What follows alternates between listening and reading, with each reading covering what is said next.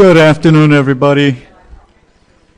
I am the chair of the Citizens Redistricting Commission during this first phase of public input, and I want to thank all of you for coming here today. We really appreciate your attendance. Before I start into my bit, I want to introduce the commissioner from your area, Commissioner Ford. Thank you. Since your area, I'm the most northern of the commissioners. I actually have a home in Yolo County. I'm a farmer there.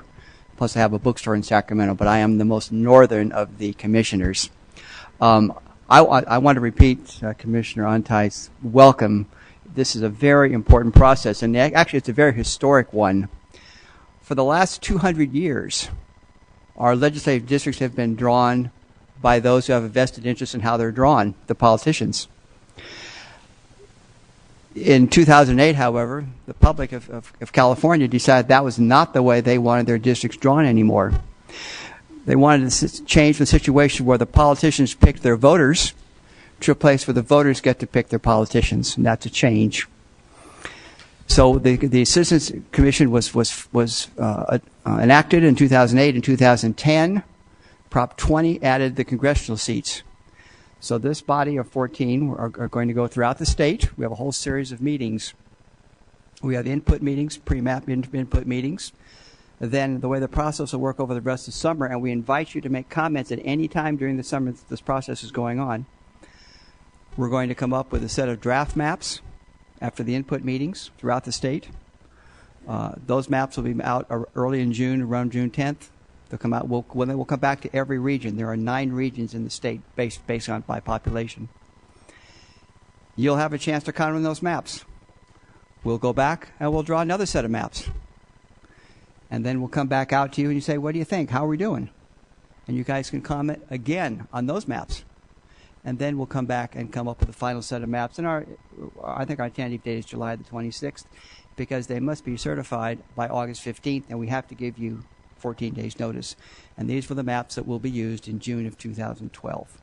So that's the process. This actually isn't historic. I should go back. It's historic because this is the first time in the country, in the history of the country, that a citizens' body is drawing the lines with the final authority.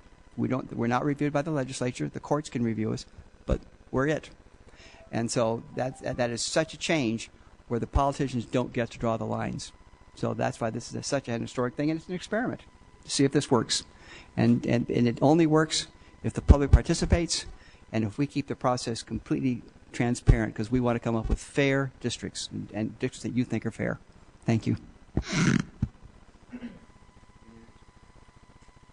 Okay, at this point, I would like to ask Mr. Andy Vasquez, who's our host here. I want to thank him very much for allowing us to be here. And I know, is it County Supervisor Vasquez, that you'd like to tell us a little bit about your fair city. I'm not going to win any foot races, but I'd like to thank you very much. Thank the Commission for the job you're doing. For the first time in California history, a citizen 14-person commission will draw the district lines. We as citizens hope that you'll listen to our concerns about our communities and possibly apply common sense to any district boundaries. Unlike any counties in the state, Yuba and Sutter share assets to arrive at logical solutions to solve common problems. Unlike other counties, we share a hospital, a cancer center, a juvenile hall, camp singer, and health and human services. It's Yuba Sutter Health and Human Services. It's not Yuba County. It's not Sutter County. We also share an In-N-Out and Peachtree Golf Course. We communicate across the river. We work toward common goals. We cooperate.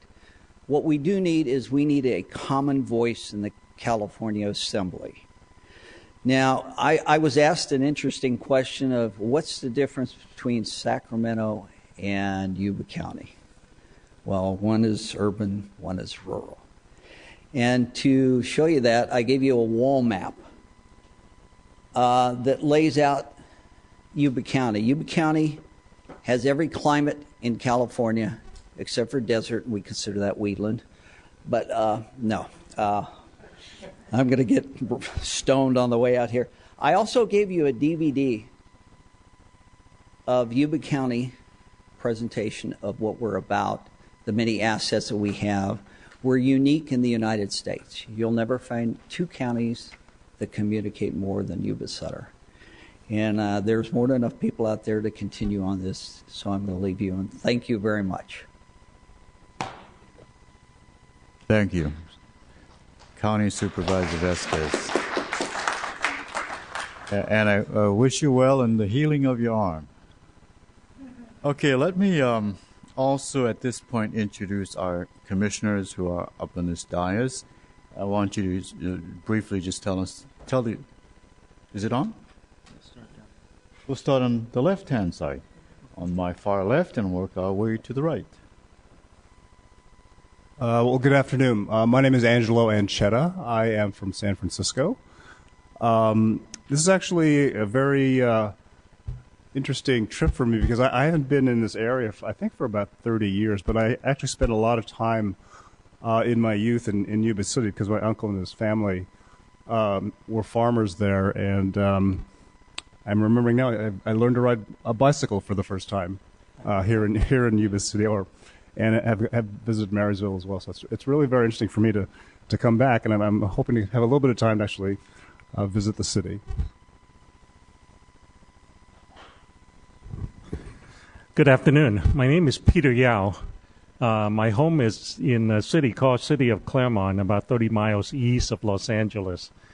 I'm retired from my career in engineering. Went to school at UC Berkeley and worked 35 years for an aerospace firm. Initially, it was Hughes Aircraft Company, and then later purchased by Raytheon Corporation. And also served on the city council of my small town, a college town, City of Claremont, and was the mayor of the town for a couple years. And I'm very, very excited to be part of this commission and hoping to make a significant difference in the redistricting effort. Thank you. Good afternoon. My name is Maria Blanco. I reside in Los Angeles, but just moved there less than a year ago after living 30 years in the Bay Area.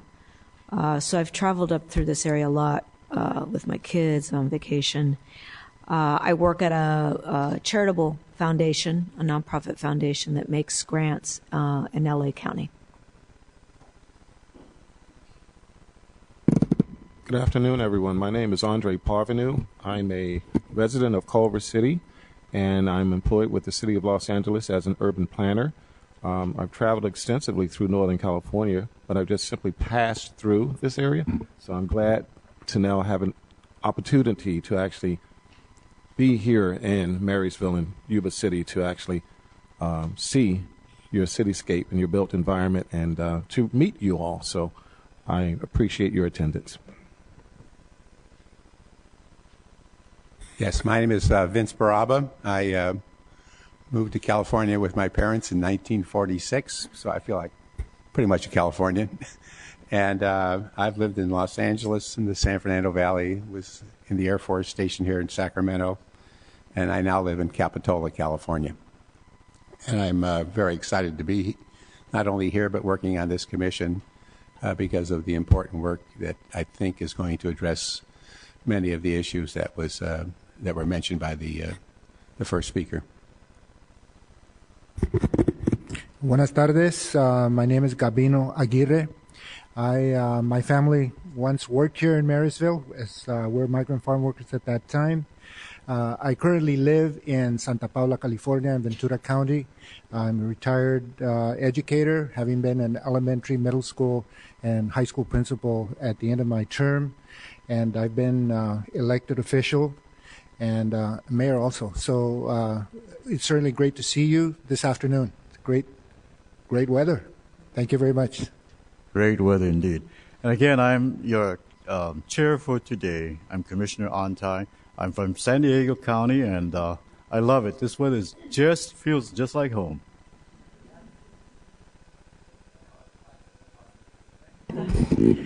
Hi, my name is Michelle DeGiulio, and I'm from Stockton, the county of San Joaquin. And professionally, my training and experience is in urban and regional planning, and I've worked a lot throughout the Central Valley, but specifically the southern San Joaquin Valley. Currently now with 4 young children, 8 years and younger. I am a busy stay-at-home mom, and I'm excited to be here. Thank you for the beautiful spring day. The drive down from up north was really glorious. So it's good to be here. Thank you. Hi there. I'm Connie Galambos Malloy. I'm here from Oakland, California. I guess they put the 2 mothers of small children so we could talk childcare for the coming 3 or 4 months. My youngest is 18 months old, so this is quite a feat to be on the road trip that we're doing as a commission. I am also an urban and regional planner. I work in the 9-county Bay Area. I have lived in various parts of the state. I am most familiar with the southernmost 2/3 of the state, so this is wonderful to be here and be getting the information firsthand that you'll be providing to us. And my areas of expertise are around land use, transportation, and affordable housing. Good afternoon. I'm Michael Ward. I'm from Orange County, California. I am a sports medicine chiropractic doc in Fullerton, and former federal agent and a U.S. Air Force officer. I know I speak for everyone when I tell you how excited we are to see so many of you take time out of your precious Sunday to come here and share your thoughts with us to help make sure we get it right. Thank you for being here. Good afternoon. My name is Cynthia Dye. I'm from the city and county of San Francisco. My day job is a management consultant to primarily high technology companies as well as social enterprises. I also teach at UC Berkeley. I'm very excited to be part of this commission, and we are learning a lot about California, and I look forward to learning more about Marysville. There are 4 of us who drove down together from our public input hearing yesterday in Redding, and we played a game on the way down to see if we could name all 58 counties in California. I think we actually were able to name 52 out of 58, but next time I think we're going to get all 58. Good afternoon. My name is Jean Raya. I live in San Gabriel, California, which is about 10 miles east of downtown Los Angeles. It's the site of the 4th mission in the California missions, established in 1771. I have a business there, and I'm an insurance broker, an all-woman firm. And I understand, I think, the deep roots that many people in rural areas feel, even though it's city. San Gabriel was once part of a lot of orange groves, and my family has been there for over 100 years. So it's really a pleasure to be able to go out and meet so many people across the state, and I add my thanks for you taking your time to be here today.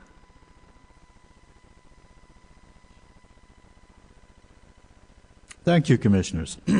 Let me introduce our staff, our Executive Director, Dan Claypool, and our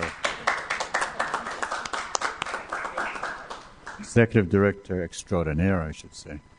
Our Public Relations Director, Rob Wilcox. And then I think as all of you trooped in, you met Janice and her helper, her assistant, Lon.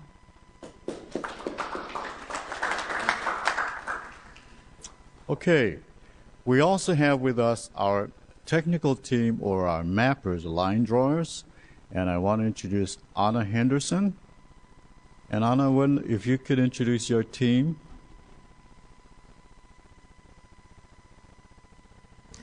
Nicole Boyle, I'll be working the map today. Jamie Clark, I'm here shadowing Nicole today. Bonnie Glazer, and I am inputting the public input. Thank you.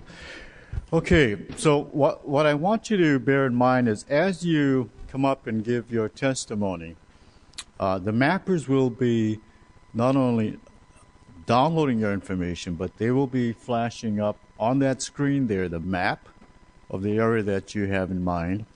And we have a little technical glitch here. It's not a glitch, I guess.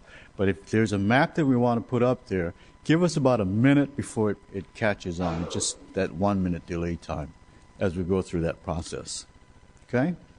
How many have picked numbers and will be making testimonies? So if you can raise your hands, please. Okay, and you all have a number from Janice. Yes, very good. Okay. Now, did everyone in the audience get your guide on redistricting? We've handed out a pamphlet, and it's very important for you to have a copy of that because it gives you the fundamentals of what redistricting is all about and what we would like for you to use as a guide to give us the information that we need from you to help draw those lines that you tell us are important to you.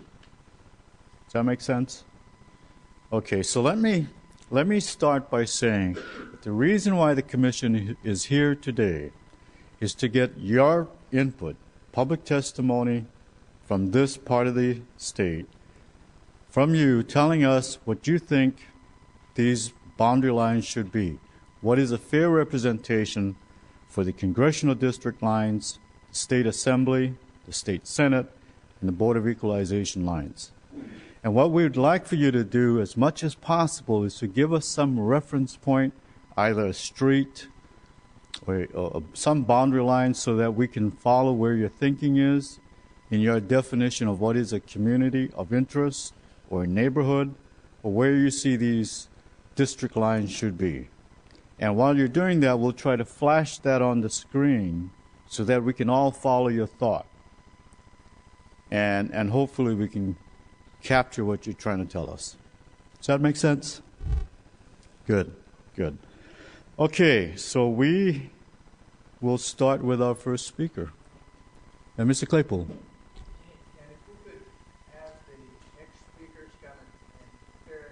Here, so we can move quickly so that you can all get the amount of time we would appreciate it. Thank you. And what we will try to do, starting with the first speaker, is to limit your speech to 5 minutes. And the formal part of our presentation will require 5 minutes from each speaker. If we go through all of the speakers, then we might have an open question and answer. And we'd like for you to come up to this mic so we can all hear what you have to say. All right? Is that fairly clear to everybody? All right, our first speaker.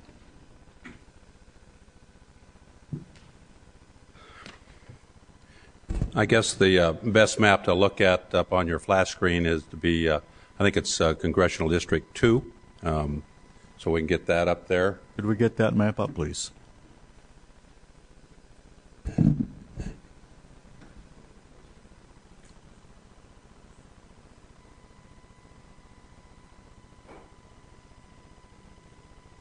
All right. Is that it there with, what is,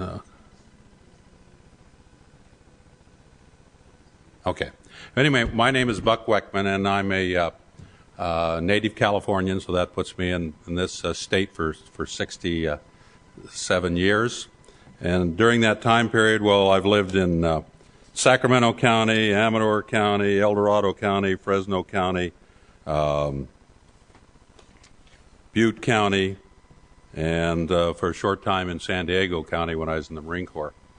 So I have some extensive experience throughout the state. I've also had 3 kids that went through college, one in Humboldt, one in Sonoma, one in San Diego, so that's spread all over. And I worked for the Department of Forestry, so I had a lot of experience traveling throughout particularly the northern part of the state and exposure to that.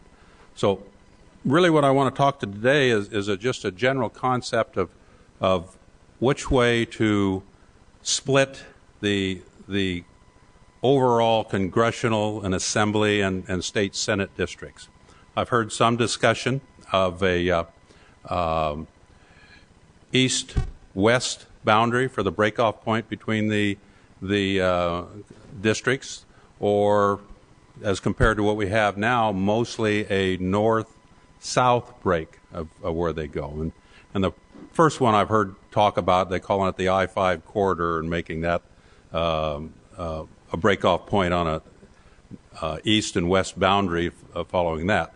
And I disagree with that because the I-5, for instance, is good for traveling north and south, but it is not very good for traveling east and west.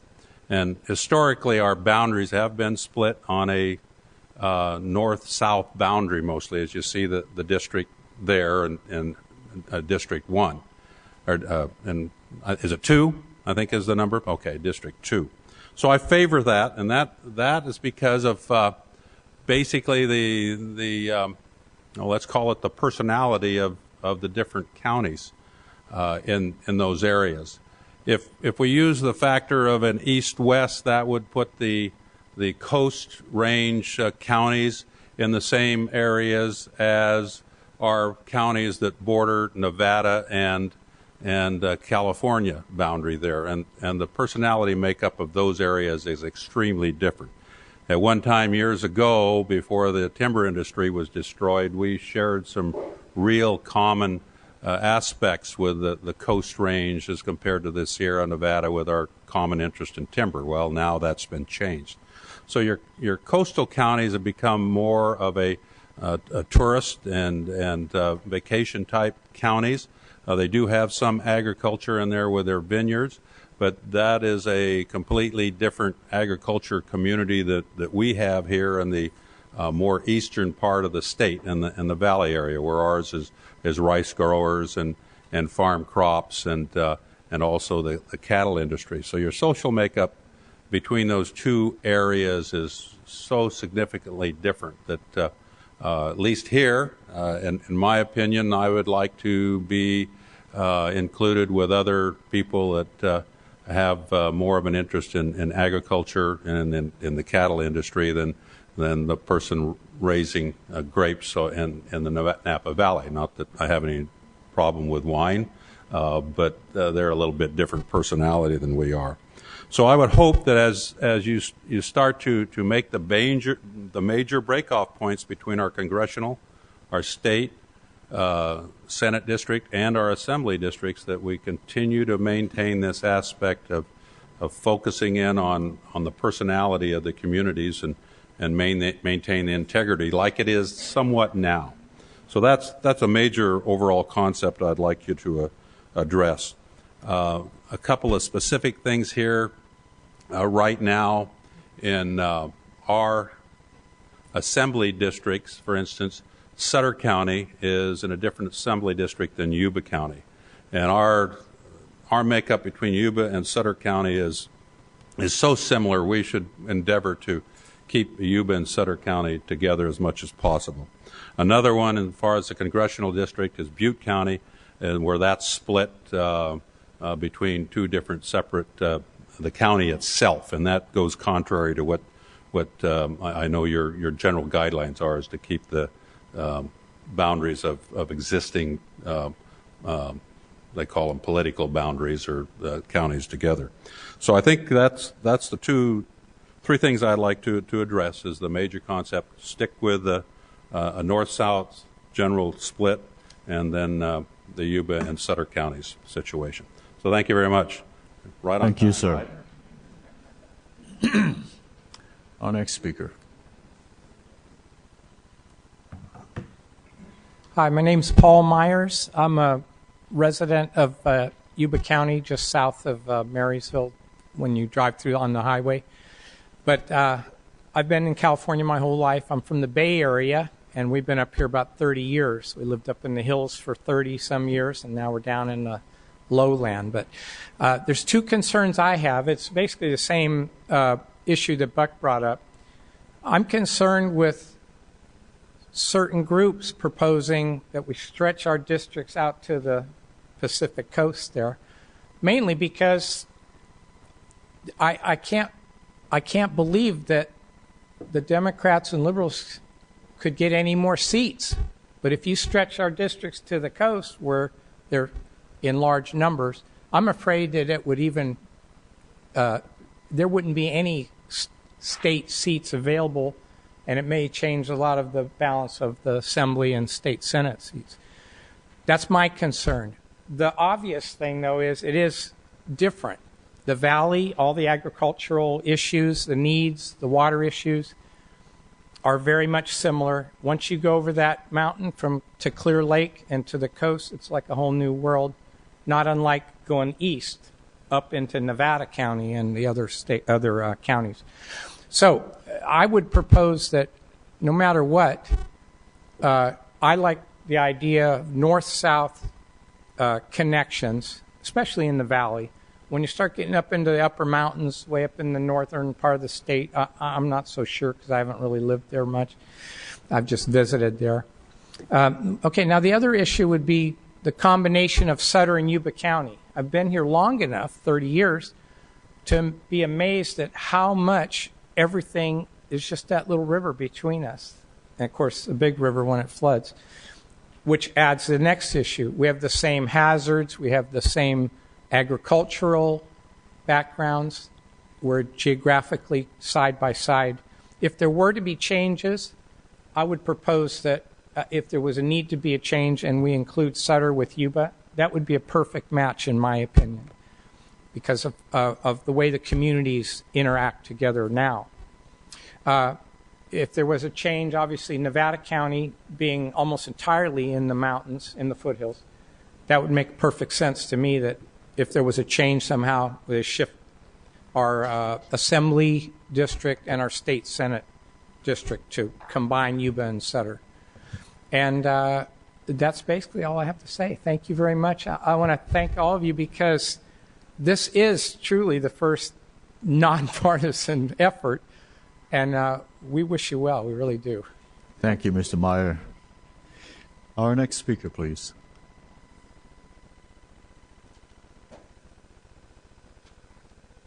Hi, my name is Carla Verga, and I want to thank you, and I also want to congratulate you for being appointed on this. I started to go through the process, and it was such an invasion of privacy, I gave up. So congratulations to each of you. You've got a lot more oomph than I did. Sutter and Yuba counties are so similar that we, in addition to what Andy Vasquez told you about, we also share a Chamber of Commerce, and several of our clubs are Sutter-Yuba. So we are, I don't know why there's two counties, or it should be one county, really. I think Yuba County should become part of Sutter County, but I think they might disagree. But we are so similar, it would be a shame to separate us. And I agree with the previous speakers. It should be a north-south, keeping the agricultural areas and the traffic.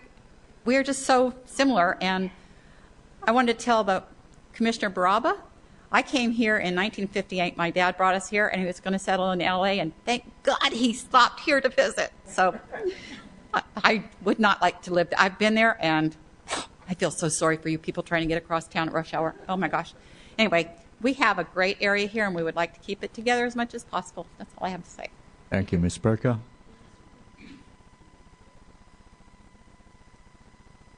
Sure.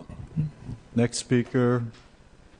Before you start, we do have a commissioner question. I'm just curious if our mappers could give us the total population of Sutter and Yuba counties combined, so we know the number that. I'm sorry, the total. Yes, please. We're asking for the total population based on the 2010 census data, combining the population for Sutter and Yuba. Is that it?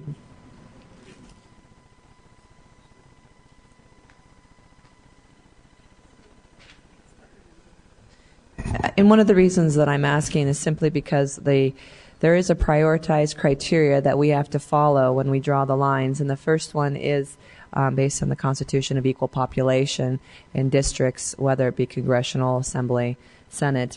So I'm just curious as what this population is and where that would start in terms of some of these districts. Thank you, Commissioner. Yes, our next speaker. Thank you very much. Hi, my name is Ron Revis, and I'm a native Californian, and I grew up in this area. In fact, I was born across the river in Yuba City, and so I know about the growth that's happened here. I'm also a past resident of Lodi and Stockton. I don't know if you remember the Taco Bell on Hammer Lane and Lower Sacramento Road. My kids probably will. But my father owned that, and we were always interested in starting up small businesses, franchises, and getting people out of the job arena and getting into being entrepreneurs. And I think there's a lot of opportunity in California if we can get the politicians from taxing us to death. And I don't mean to throw that in to be political, but anyway, I look at the map of Yuba, Sutter, and I'm also thinking about Colusa County because I did live in Williams, and that's on the I-5 corridor. And then you've also got Glenn County up above Colusa County. So that is an agricultural area, and of course a lot of the farmland there is used for growing rice, and now they're having nut crops, and they're also going into vineyards, as previously mentioned. So there is an interest there, but it's not just agriculture alone. A lot of small businesses are coming up, and a lot of franchises are coming into the district. For instance, we have a Walmart, and then later on there's probably going to be a Fry's, and we also have Sam's Club. And so these businesses are coming in, and of course they provide jobs for people. And this is what we have to think about, is controlled growth. And this is what I'm interested in, is redistricting to where it'll promote controlled, intelligent growth without it offsetting those that are in the agricultural interests. So that's my input there, and I think that we all have up here in Northern California similar interests, whether you live in Sierra County or whether you live over in Mendocino County. There's a lot of us that have the interest of doing what's best for our neighborhoods and for our districts. So thank you for letting me present my presentation here this afternoon. Gentlemen, ladies. Thank you, Mr. Reber. Anna? Just to answer Commissioner DeJulia's question, the total population combined is 166,892. Thank you very much. All right, if we could have the next speaker, please.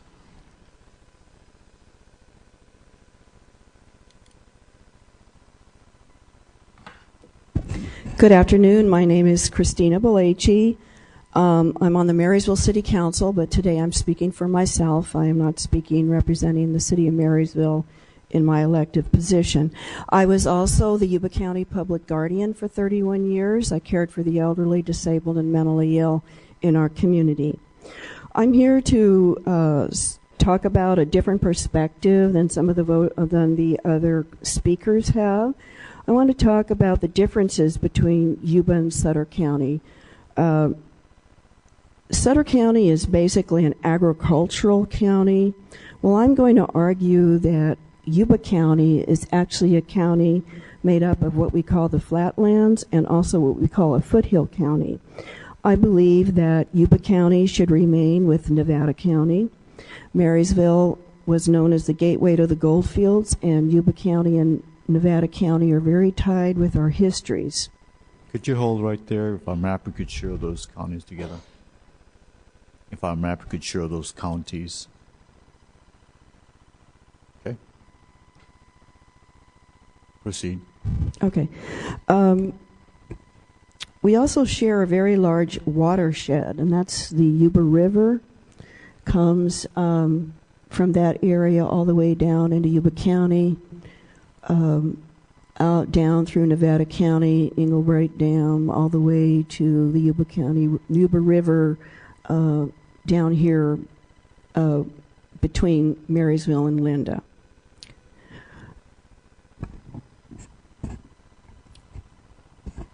And I want to just give you a little bit more about that history. Marysville actually had a very large Chinese community here, and so did Nevada County. We have a Chinatown. We're very unique in the historical aspect of this community.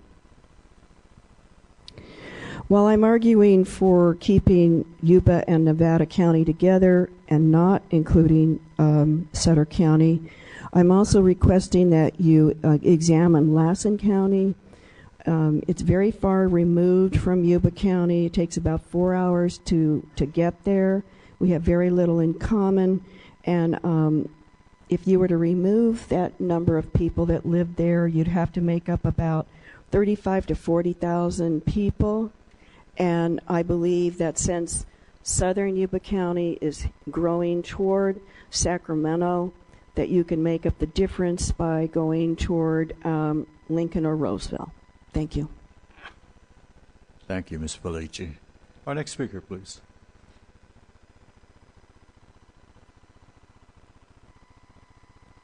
Yes, my name's Ed Fleming. I'm on the Marysville Planning Commission, and I want to first congratulate all of you, and I want to actually thank Governor Schwarzenegger, who is of a different party than me, but I will say what he did do was he said it's time to get districts that are competitive.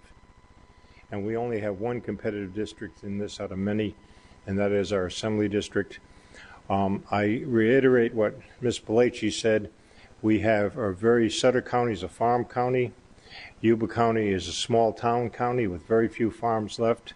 Our Assembly District has Grass Valley and Nevada City and many, many small towns in it. We're a very, very different culture. We are a mountain town for the county for the most part. To me, I don't personally care so much. I think if you could do it, it's probably better north-south, but if you did it east-west, if you make it better, I'm with you, okay? Because we just want to see something that's competitive and where you have like communities. And as a result of this, I think the input people give you is going to be of critical importance because we are becoming faster, more of a suburbia county. We're a suburbia county today. We have very few farms, okay? And the fact is we'd fit in good with North Sacramento. There's 5 congressional districts. We'd fit in with 4 of them probably better than the one we're in. So, and regardless of political party. So it'd be very disastrous for us to be pegged in with Sutter County because we couldn't be more different. And if you looked at the elected officials here on both sides of the river, you'd find that out. Thank you, Mr. Fleming. And just as a reminder, as most of you may know, the commission is barred from being partisan or, in fact, the language of a competitive districts doesn't exist. So that's not part of our criteria. We'll try to be as fair and as we can in terms of the population distribution, which is essentially equal populations in each of these districts. So our next speaker, please.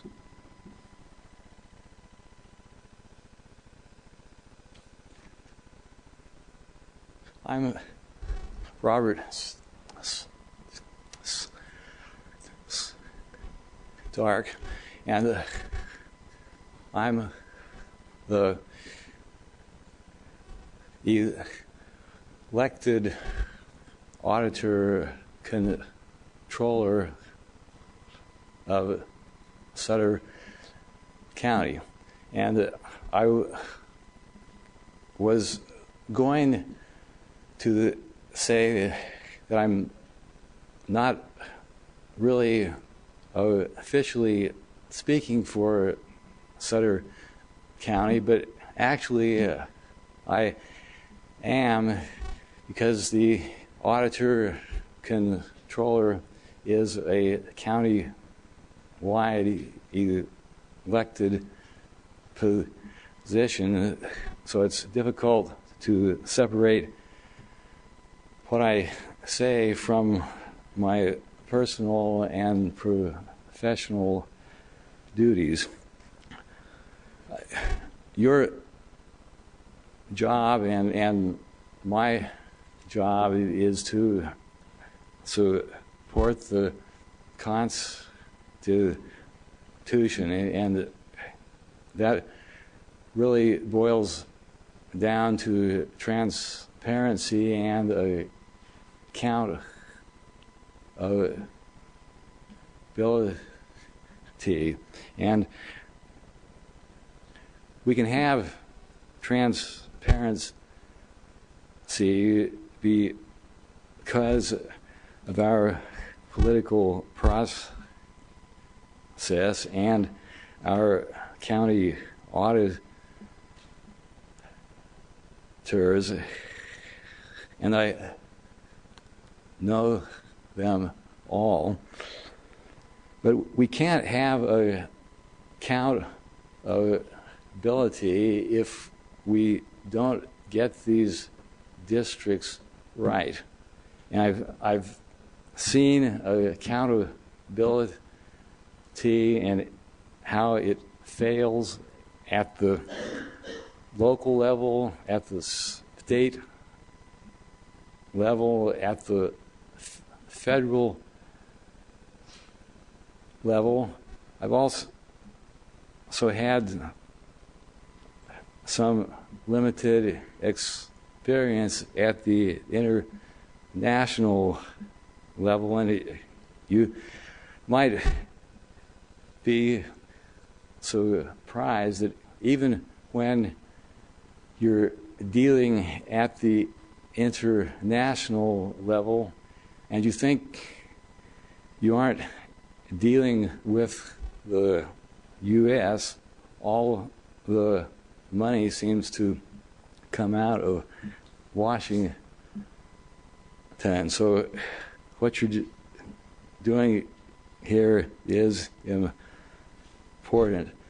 Sutter County, it is for the most part a rural county, but you have to realize it's very close to the Sacramento, so we're being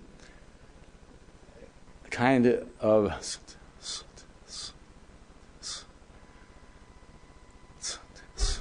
swallowed up in this regional concept, and to make matters worse or better, depending on your point of view, we have a very large development planned in South Sutter County.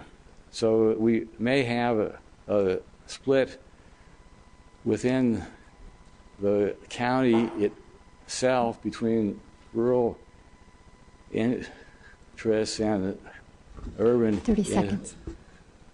interests. That may not happen soon because of the economy, but I think you need to be acutely aware of that. Thank you. Thank you, Robert. Our next speaker, please.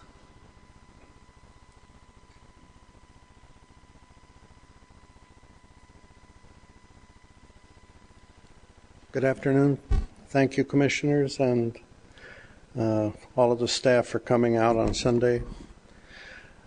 My name is Nick Spalding, and I grew up in Louisiana, and then spent time in the Midwest.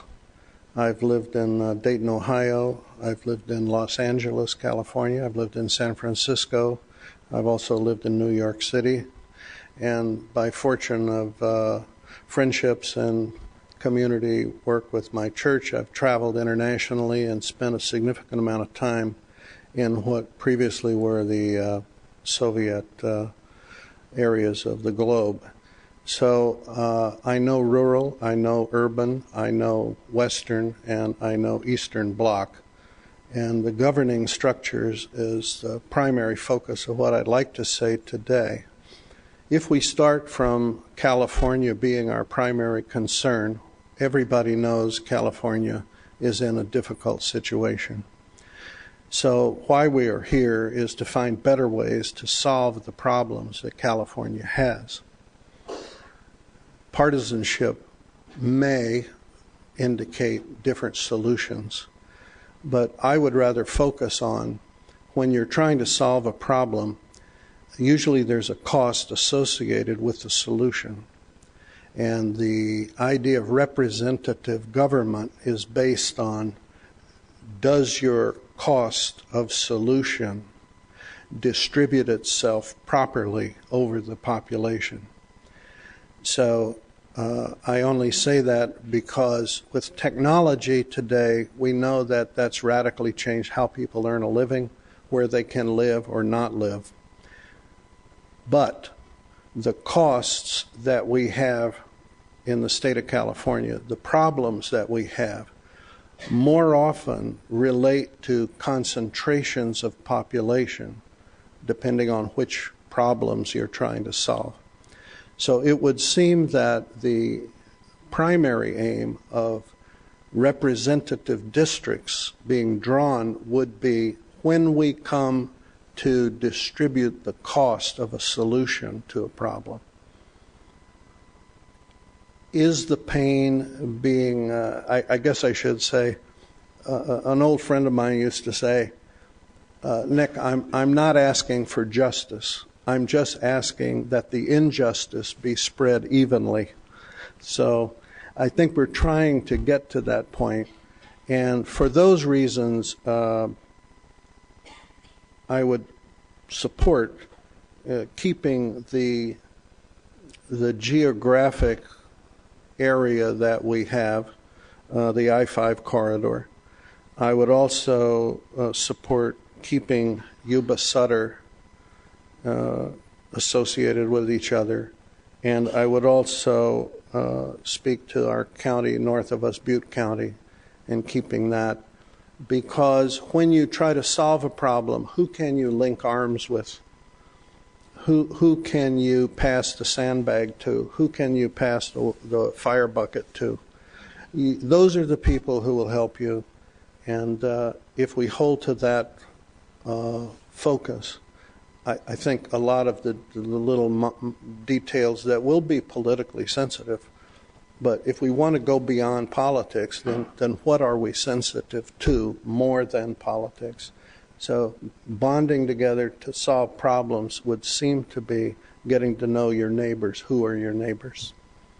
And as you see, we have quite a few good neighbors here today, and I appreciate your time. Thank you, Mr. Spaulding. And our next speaker.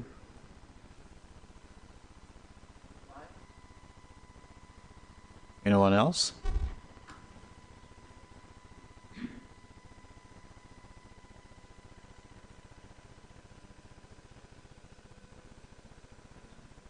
Good afternoon. Good afternoon. My name is Jen Saylor, and I just wanted to reiterate the Yuba-Sutter connection that a few people have made here today. Sutter and Yuba County share the same economic base, and there's a great deal of economic and social crossover. A couple of examples were made with the Yuba-Sutter Farm Bureau and the Yuba-Sutter Chamber of Commerce. There's also a principal connectivity for the region socially as well as politically along that Highway 99 and 70 corridor. This region is largely agricultural and shares a lot in common with the areas south of it. Realistically, the Sutter. Ms. Saylor, would you like for us to put up a map for you? If you have one of the Highway 99-70 corridor. Our mappers could do that, please. Give us a minute. Sure.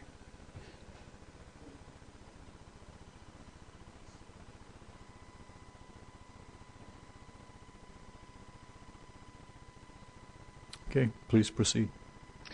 So from the Sutter and Yuba kind of mark the start of the North State, and if you can look all the way up 99 corridor, they share a lot in common agriculturally as well. So those are the points I'd like to make. And if I may, I have a handout for the commission. If that's okay? Okay, great. Thank you for your time today. Thank you.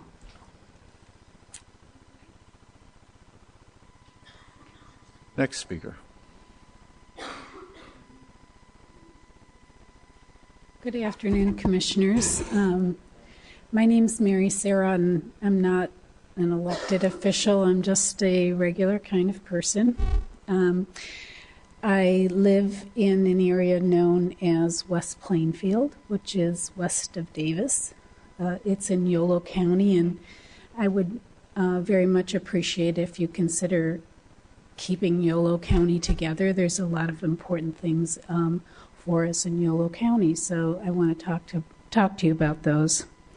Particularly our Hispanic minority populations in West Sac and in Woodland and in the rural areas in Yolo County.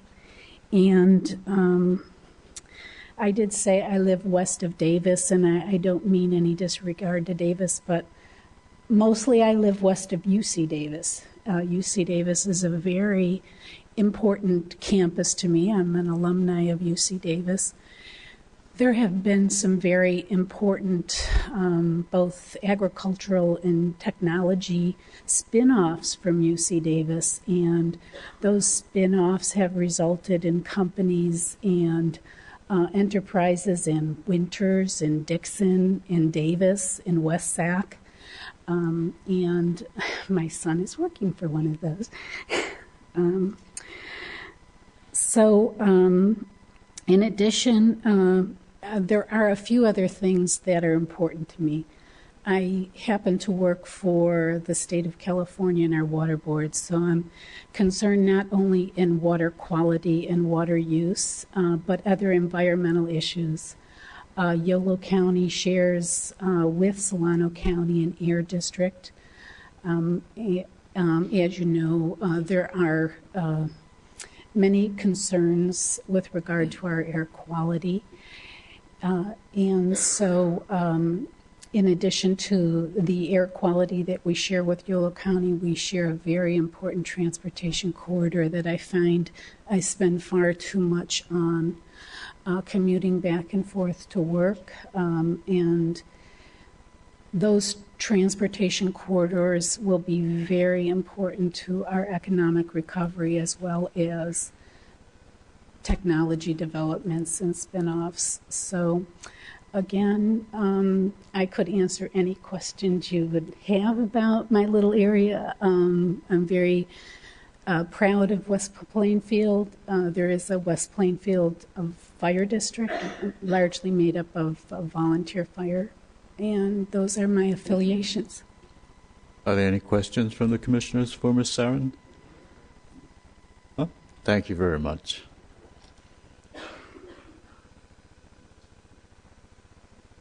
Our next speaker.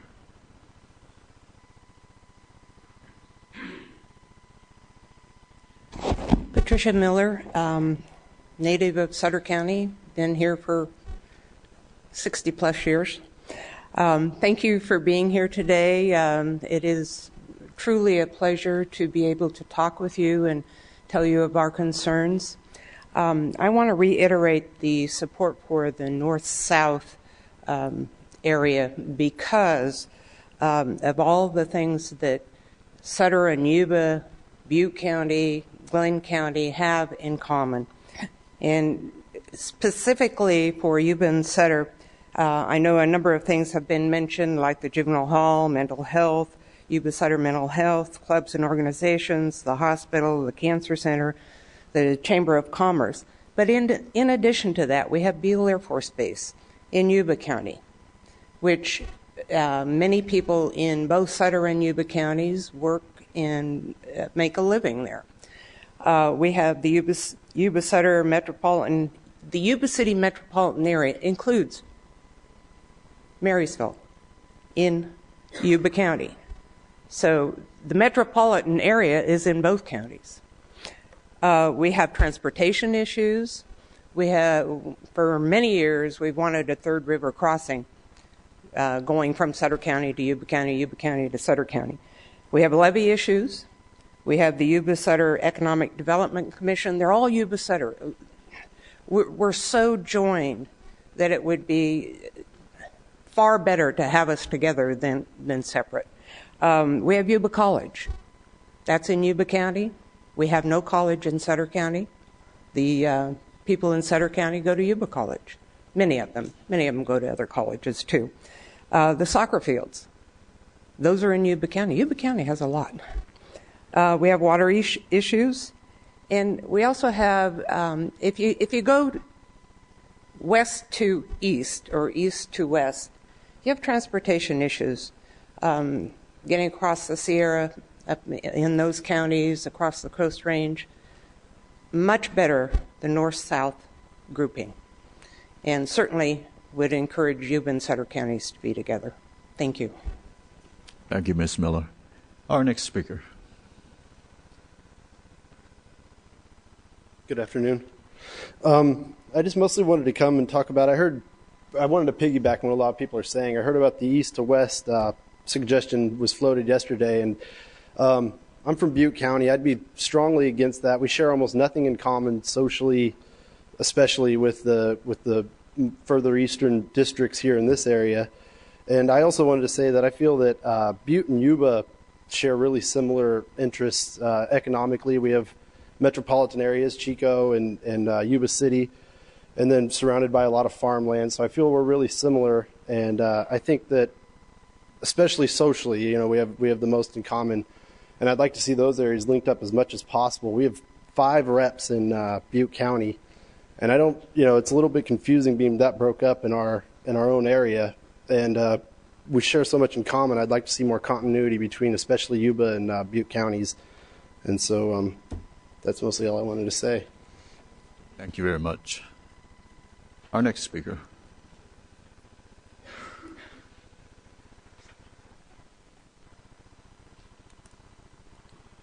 Hello, my name is Michael Payne. I'm a native of Marysville. I'd like to address the issue of the difference between Sutter and Yuba counties.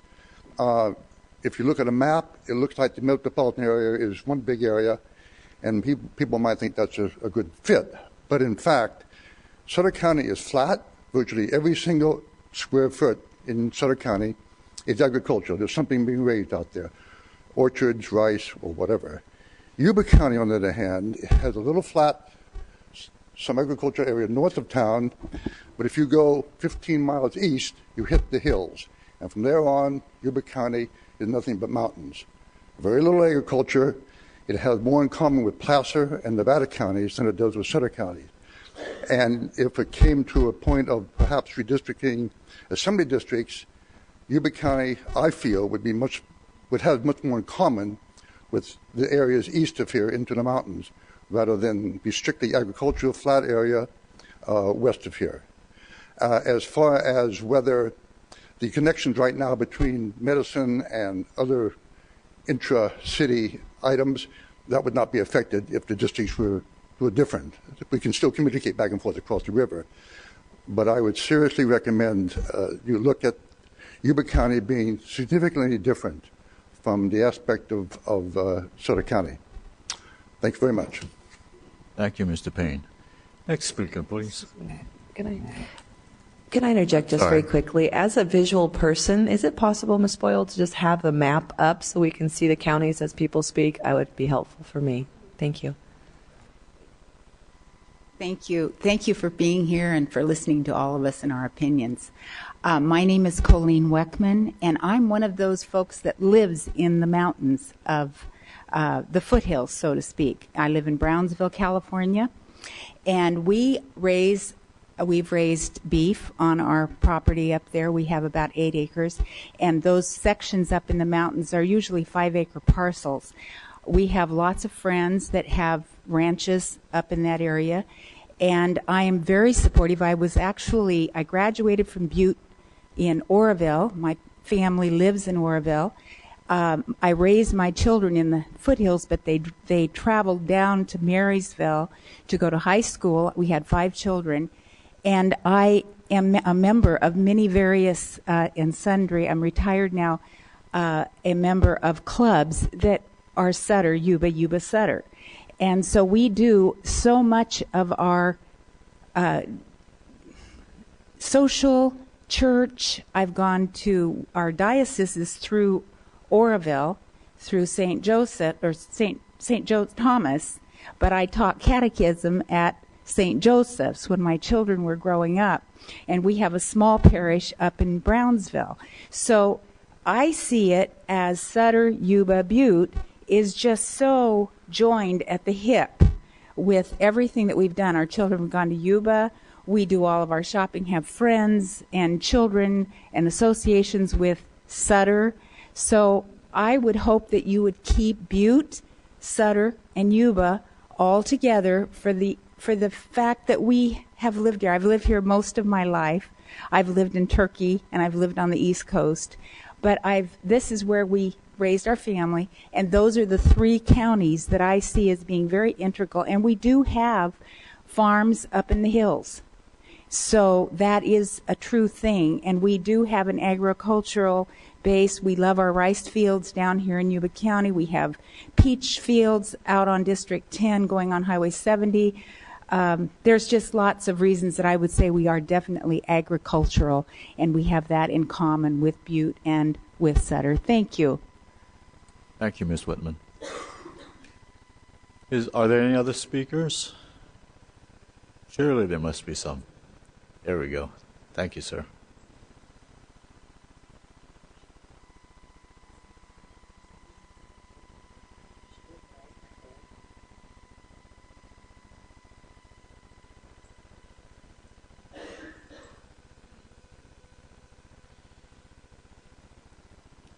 Thank you, Commissioners, for coming to town. Thank you. This used to be the end of the road, but back in years gone by, but now we're just midstream. I would like to reaffirm the folks who would like to see us on a north-south basis, and I would like to also affirm associations with Butte County. And I think that in Yuba County, only one of the 5 districts is really in the foothills. All the rest is down in the lowlands. So that's where the bulk of the people live. So I just wanted to reiterate that and encourage you to, as you redraw, to help folks stay united. Thank you. Thank you, sir. Is there anyone else?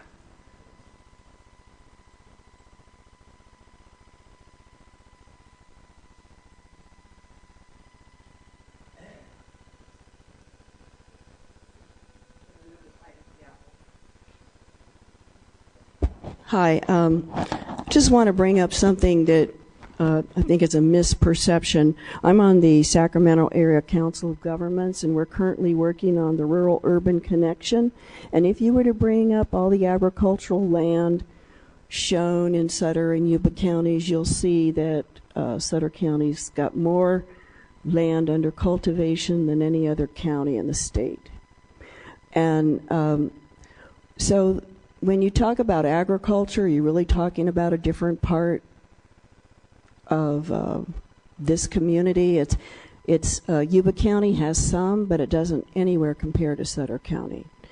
And the other thing I want to bring up as someone who worked in this community for 31 years, the reason why we share so many resources is Yuba County just can't afford to go it alone. That's the reason.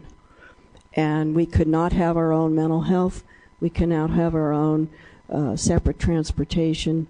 But we were smart enough to combine resources. But that does not give bearing to the fact of who we are like and what community we should be part of.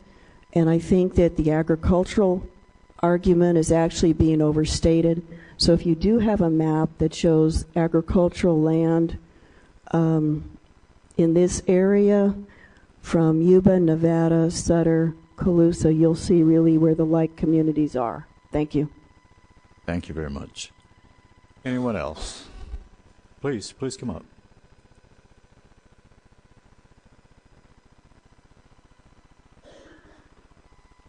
Thank you. Just to get back to this demographic comparison, districts are also within the county. They attempt to get the populations roughly equivalent, similar to what we're trying to do here today. And the fact is that the foothills are one of 5 districts. So I think if we talk about shifting a whole county to one side, east-west, or north-south, where it is now, I think in the balance of things, it's the word that's used so much is common interest. So I don't think you can simply put up a statistic that shows how many acres are under rice. A rice farmer may make X dollars and a cattle farmer may 3X dollars. A rice farmer may employ 5 people, a cattle farmer may employ 2 people. It doesn't, the idea is keeping apples with apples and oranges with oranges. And I think one of the whole thing we're trying to solve here, why are we here today? We're here because there's a tendency, wherever there's a system, there's an attempt to game the system. So what we're trying to do is take the game out of the last system and make the next system a little less gamey, if I may use the word. So when I hear the kind of play with statistics that I've heard this morning or this afternoon, it brings gaming into mind. So Yuba County has existed for a long time as a contiguous. It was one of the original counties of California. And so I think as far as the people of Yuba County go, we have a unified voice that's significantly different than the voice to the east. And if you want like-minded, you go north-south. If you want diversity, you go east-west. And I think we're looking for unity of community, so I would stick with north-south. Thank you. Thank you very much. Next speaker.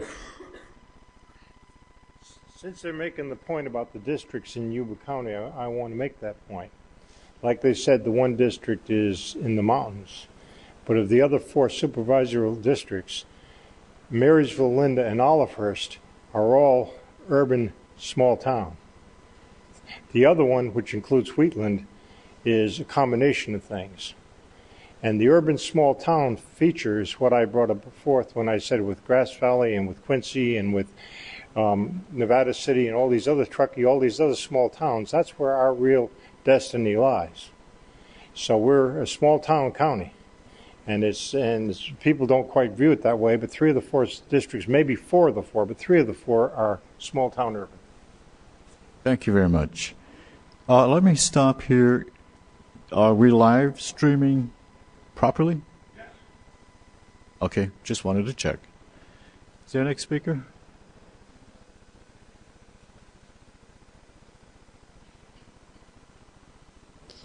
I'm not seeing the live stream. Pardon? We're talking to ourselves. Don't mind us. I do that all the time. Don't worry about it. Hey, just don't argue with yourself and lose. That's bad. Anyway, Please. My name's Selena. I'm sorry? Can you hear me? Anyway. And I've just moved here about 6 years ago. And I live right off Highway 70, 2 houses. And I live right next to a peach orchard. In fact, once you pass Marysville High School, it's all agricultural or farmland or, okay, heading north, which is Marysville High School is just outside the main part of the city. I live 3 miles north and I'm in the agricultural area and I love it out there. That's why we moved here. Okay? Yeah, you can go up in the mountains, but we're not like the people up there. You know, most of Marysville and Yuba County are not like the people up in the mountains. Most of it's just like where I live. Most of it's not even like the main part of the city of Marysville. Most of it's open land. And that's why most of us live there, is because we like it that way. I was born and raised, actually I was born in East LA. And I was raised in the Southern California area. And I just moved up here, like I said, 5 or 6 years ago from the Riverside, San Bernardino area. I moved away from all that. And I don't want to be conjoined with a bunch of, a bunch of people that don't agree with our lifestyle. We love it out here. That's why we're out here. And Yuba and Sutter, I thought we were connected. I really did. I didn't even realize we were separate counties for a while till I found out, well, why in the heck is Yuba in Sutter County sounding Sutter County and I'm in Yuba County? That doesn't make sense, but I don't know who named them. Anyway, please don't split us up. Thank you. Are there any others? If there's anyone that has not spoken yet, we'd like very much for you to come up and share with us your thoughts. Thank you. Please come up. Okay. Yeah. I'm Doris Springer from Oroville. I have been traveling up and down 99 and 70 to Oroville, especially up on the South Fork of Lake Oroville. We started in 1963, before the dam was in. They were still moving earth for the core block. So I've been up and down this valley many years. We developed land on the South Fork, just across the Enterprise Bridge, and love it up there. My point is, keep Yuba, Sutter, and Butte together. We are very similar. We are the peaches, the almonds, we are the rice, we are the major agricultural area of Northern California. And people who are here love their area. And we work together very closely. Yuba, Sutter, Butte, and perhaps the Colusa area, the area that you have highlighted. Yes, we should stay together. I have a question for the commission. What is the population number that you must include in any new redistricting? Do you have an answer for me, please? Which district? Congressional, state assembly?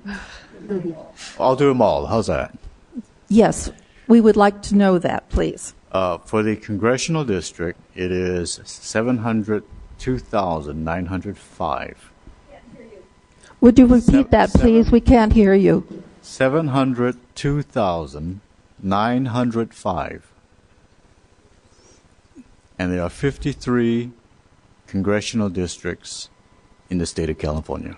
Mm-hmm. And by the way, all of this information is in the handout that we gave you, in the guide. So if you thumb through it, you'll see that written down as well. For the Senate, there are 40 senatorial districts in the state of California. Mm-hmm. Each district shall have 931,349. For the assembly districts, of which there will be 80, each district shall have 465,675 people. Thank you. Did that help? So they're quite different, and this must be a big job for you. It's a big job. Thank you very much. You're welcome. When we give you the numbers, you're supposed to follow up with a great answer for us. Thank you. Did all of you in the audience find that page with the numbers on it? We want to make sure you have that same information on that guide that was handed out to you as you stepped in.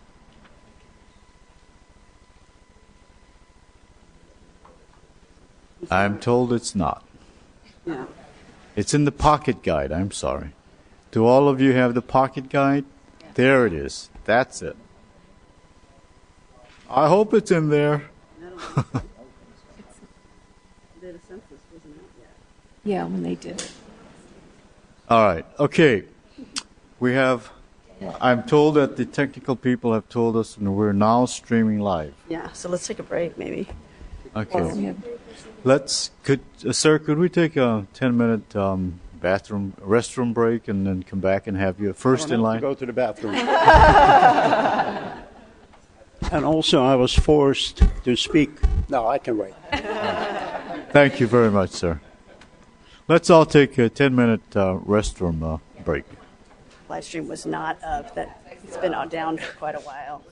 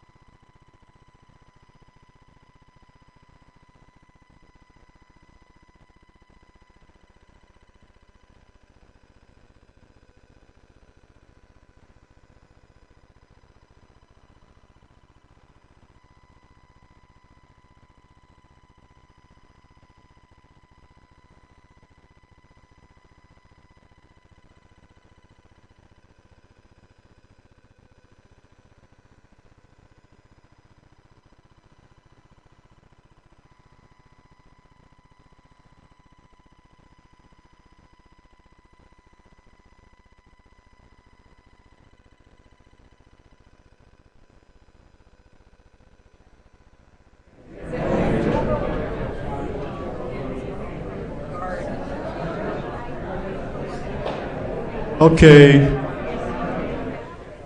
Ladies, gentlemen, if you could join us, we'll reconvene. Cynthia told me to move over because my name tag. We really, really enjoy meeting all of you. I got to talk to with some of you on the floor, and sound like old families. Now, I got to remind all of you now, we're all citizens too, just like you. This is not new. This is not what we do for a living. So don't feel inhibited. Is this yours? Be relaxed. Come on up and share with us, as if we're at the kitchen table with you. I did listen to you. Michael. Yeah. I did go to the bathroom. Yeah. And thank you very much. Oh, good. I did go to the Talking about a bathroom, could I just make a statement? This was found in the women's bathroom. Does anybody in the audience? Commissioner Raya found it. We did not open it. I just want to let you know that.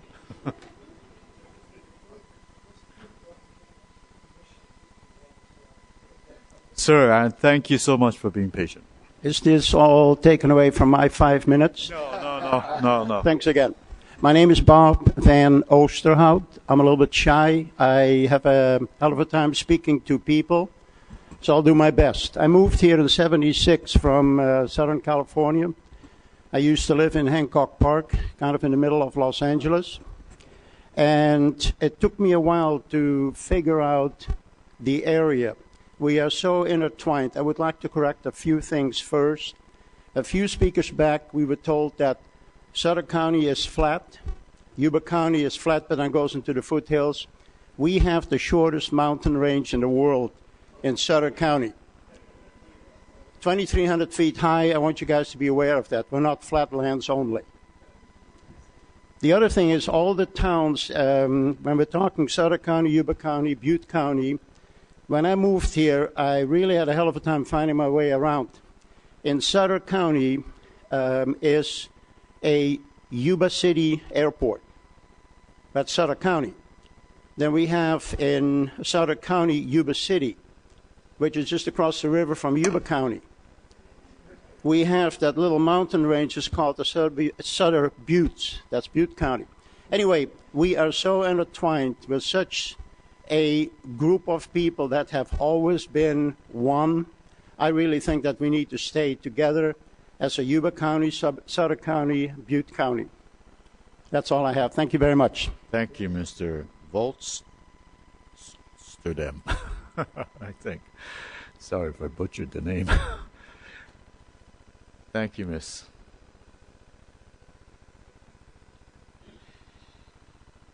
Hi, my name is Marcia Myers, and I want to thank you also for coming and listening to what we have to say about our two communities, our many communities that are represented here. I noticed in looking through the descriptions of where all of you come from that some of you have been here to our communities, have visited, have had some past associations. But for the most part, you are from south of Sacramento. So I'm hoping that you will spend a lot of time not only listening to what we have to say, but researching for yourself and seeing what the connections are here in our communities. I think that that is very important. I know that you can't visit every single place, but I think that that is very important. I think it's important to drive through our communities to see what the links are. You've heard a lot of people here say that Yuba Sutter is really connected. I moved here over 30 years ago, and the one thing that you will see is that there are huge connections between the Yuba Sutter area. Not only do we share some of the county facilities, but we also share in a lot of the community spirit. Organizations for Cancer Society, organizations for Red Cross. We all work on those committees and those things together because we are so closely linked. So just the fact that Sutter and Yuba do have a lot of agriculture together, there are a lot of other things that we are connected with. And again, I just think it's very important for you to look at some of the things that Andy Vasquez, our supervisor here in the 1st District, has shared with you. to see what those connections are. And I encourage you to reach out to Sutter County. And I think you will see with that literature that there is a great connection there. And it is very important for Sutter County, Yuba County, and Butte County to be represented and to be kept as a whole. Thank you very much. Thank you, Ms. Meyer. Next speaker, please. You know, while the next speaker is coming up, I do want to announce that Commissioner Filkins Weber is online. She is present. She's one of our commissioners. So she's with us listening online to this discussion. I did want to say that. Next speaker. Buck Weckman, I was up here once before, but I'd like to speak to another general concept, and that's one of your guidelines is matching up your districts with, and I called it earlier, the personality of the communities. And I will have a question for you when I'm done, is that you've heard a lot here today from some pretty rural counties. Our personality is a lot different than the metropolitan counties. We're not adverse to driving 20 miles to take our kids to school. We don't cry when the power goes out. We just take care of ourselves. We're actually pretty good producers and more law-abiding citizens than you might find in the big cities, as a general rule. So I have a concern here and a question is how many of you here on the commission feel that you represent and have a feel for and a knowledge of residents that live in small rural cities? Oh, okay, that's better than the profile that I read where all of you live. So I'm pleased to see that because we do need representation. Thank you. Thank you, sir.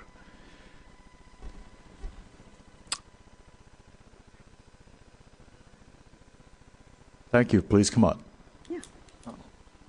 We are live streaming now, aren't we? Again, Thank you.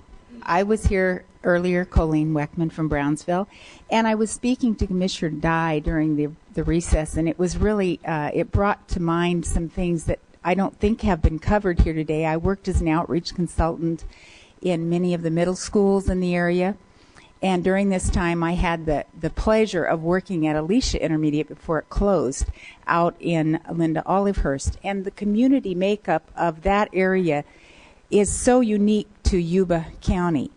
And we were talking about this being a Section 5 area.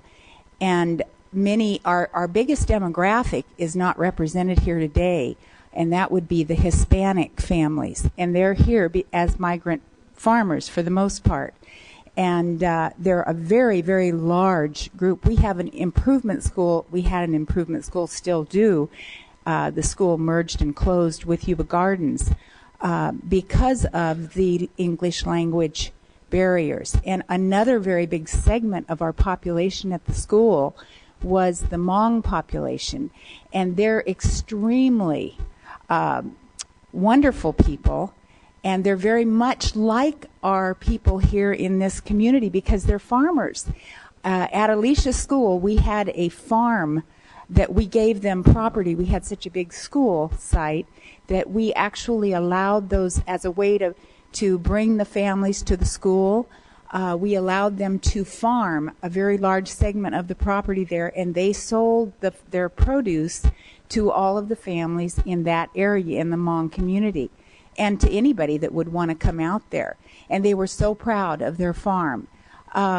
We were real sorry when the school closed that they were no longer going to have that ability.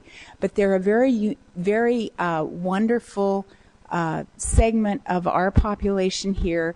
The children are respectful.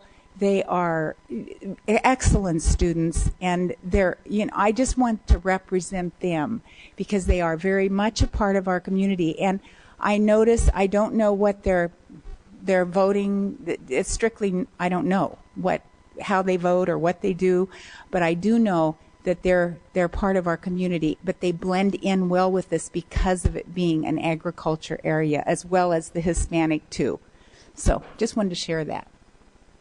I do have a question for you, if you don't mind. In your estimation, why do you think they're not here today? Pardon? I couldn't hear you. I'm sorry. In your estimation, why do you think they're not here today? Why they're not here today? Yeah. It could very well be that, number one, with the Hmong community, they don't speak English, especially the elders. The children might, but I don't think they're very big on reading the newspaper and hearing about what's going on. That was always a very big struggle for us to communicate with them that we were having events at the school and we wanted them to be involved. We would literally have to put it in their language. That we would send flyers home in their language. I would have an interpreter come in and help me write things up in Hmong and in Spanish. And we tried to get their folks. I had Neng Zong who would come, and he was a para-educator there at the school, and he would go out into the community and bring them in when we had things that were going on. So the only way to really reach those ethnic communities is to find out who the leader of their community is, and then reach them through their leaders. And that's probably why they're not here, because someone didn't make that connection to draw them in. Just like I was telling Commissioner Dye that we have a Hispanic Chamber of Commerce as well as the Yuba Sutter Chamber of Commerce. And Angel Diaz is our Hispanic manager. He takes care of the Chamber of Commerce.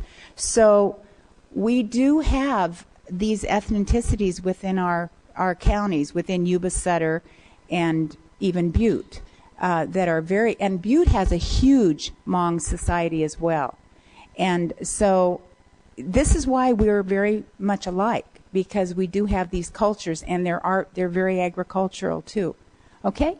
And the language barrier is the only thing I can think of. That's very helpful. Thank you. Next speaker, please.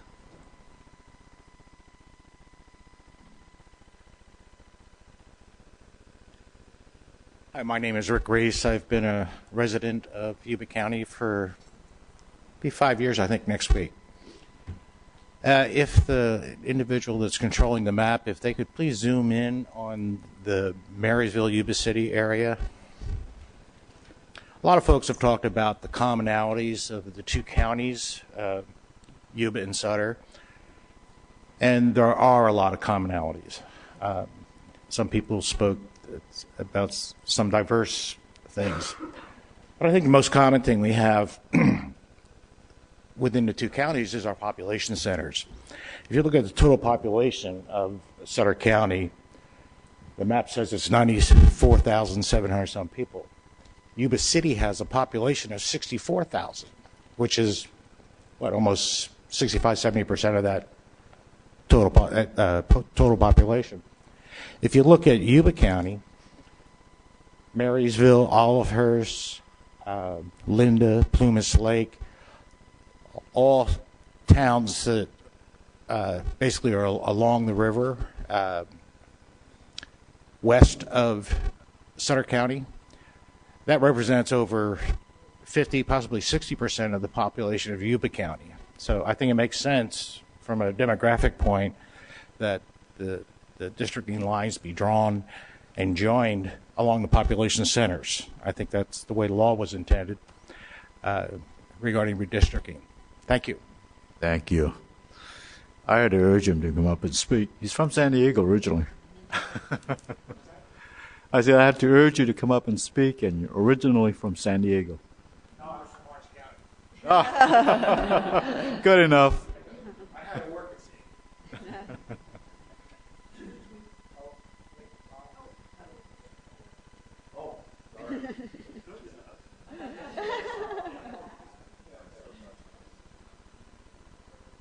Mr. Ontai, I would like to add to that question that you had. Angel Diaz is very active in the community, especially the Spanish community. He is not here. Your whole commission is brand new, and a lot of us obviously were not familiar with it, had no idea. The concept within any community is that I can do nothing. It's just one vote. And this is really awesome what you guys are doing and that you're listening to us. But I think that that is a problem that we need to overcome. That's just in addition to what she had as an answer for you. The word is not completely out yet. Quite a few people in both the Hmong and the Hispanic community are active, have a language barrier, and the word really is not going out as much as it should. And that's part of it as well. Thank you. Thank you. Thank you very much. Next speaker, please.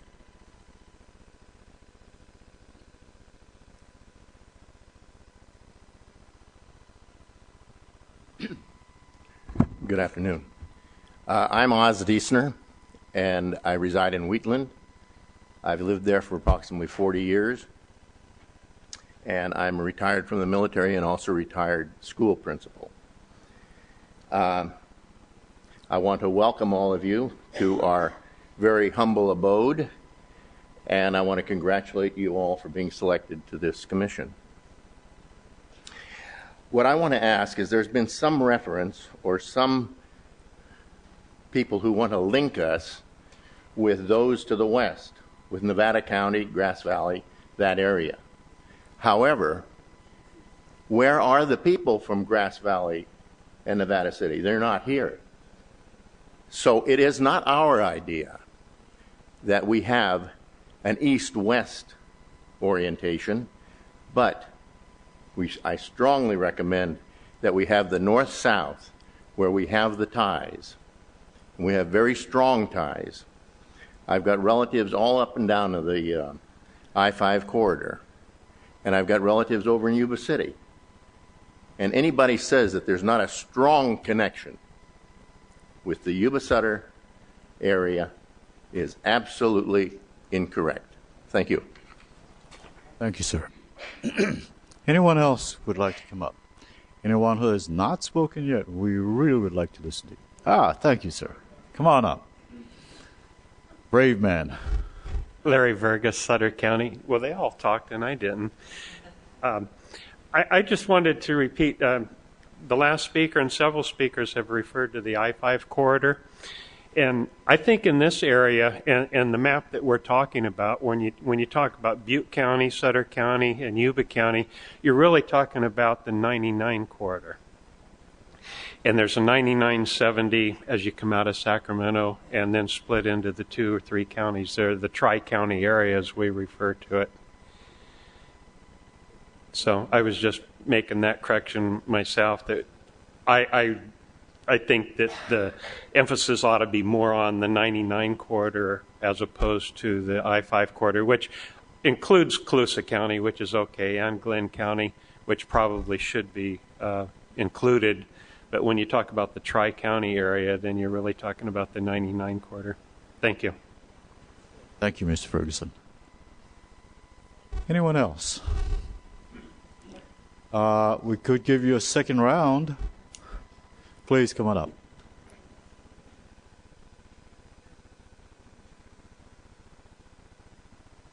Thank you again, Nick Spalding.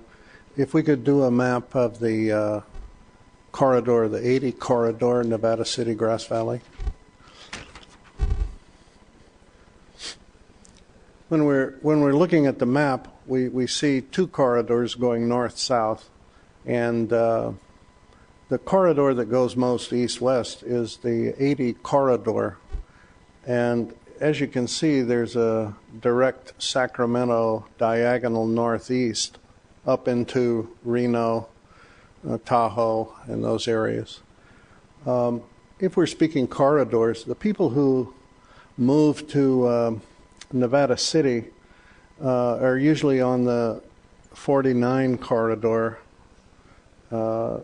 and Grass Valley, Nevada City is the old mining country. It's a tourist attraction.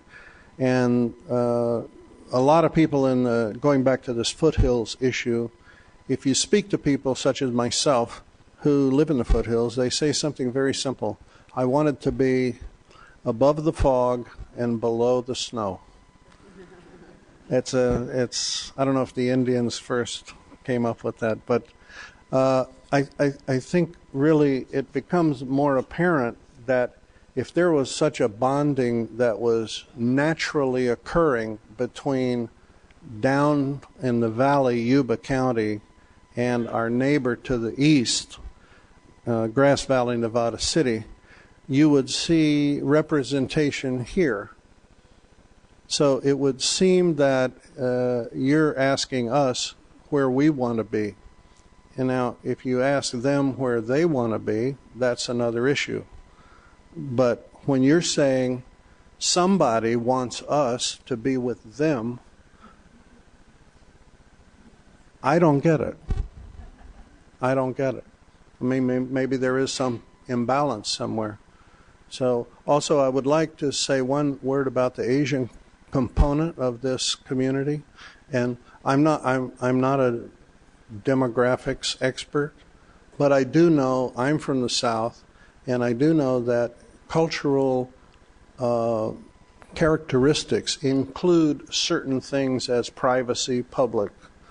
Westerners are very public. When I was traveling in Russia, my friend said, "Try not to smile so much, they'll think you're stupid." And after a number of months in Russia, I didn't smile because it didn't help. So I just pass that on that Supervisor Vasquez has a very strong connection with the Hmong community, and a very notable Hmong patriarch passed on recently, and the local sentiment and outpouring for his passing was commemorated very strongly in the community, and we supported that. So I would say part of their lack of inclusiveness is that we're more outgoing, and they are there, and if you go to them, they speak clearly and they speak forcefully, and they have an extremely strong family structure, which oddly enough is something we in the western side of things, with all the government programs we need, show that the family structure is under attack. So it's a real plus for us that we have a strong indigenous family culture oriented, and the Asian communities are known for that. So thank you. Thank you, Mrs. Spaulding. That's very insightful. Yes. Can I ask the question? Please, absolutely. I just wanted some clarification. Many of the speakers address this, so it's not to any one of you in particular, but maybe to folks who talked about the that Yuba and Sutter were one, and then that became a conversation about sort of the larger metropolitan area, that we're in now.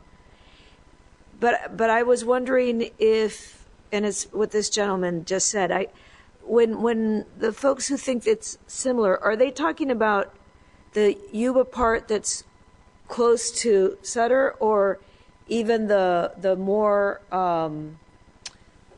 eastern part of Yuba County that's more on the foothills? Whether that is also included in your description that they're so tied to Sutter.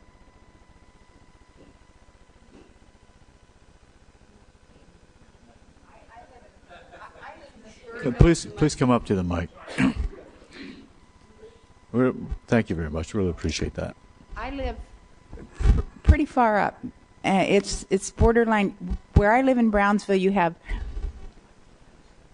about a mile away, you have Butte County line, and it kind of flows right there by us.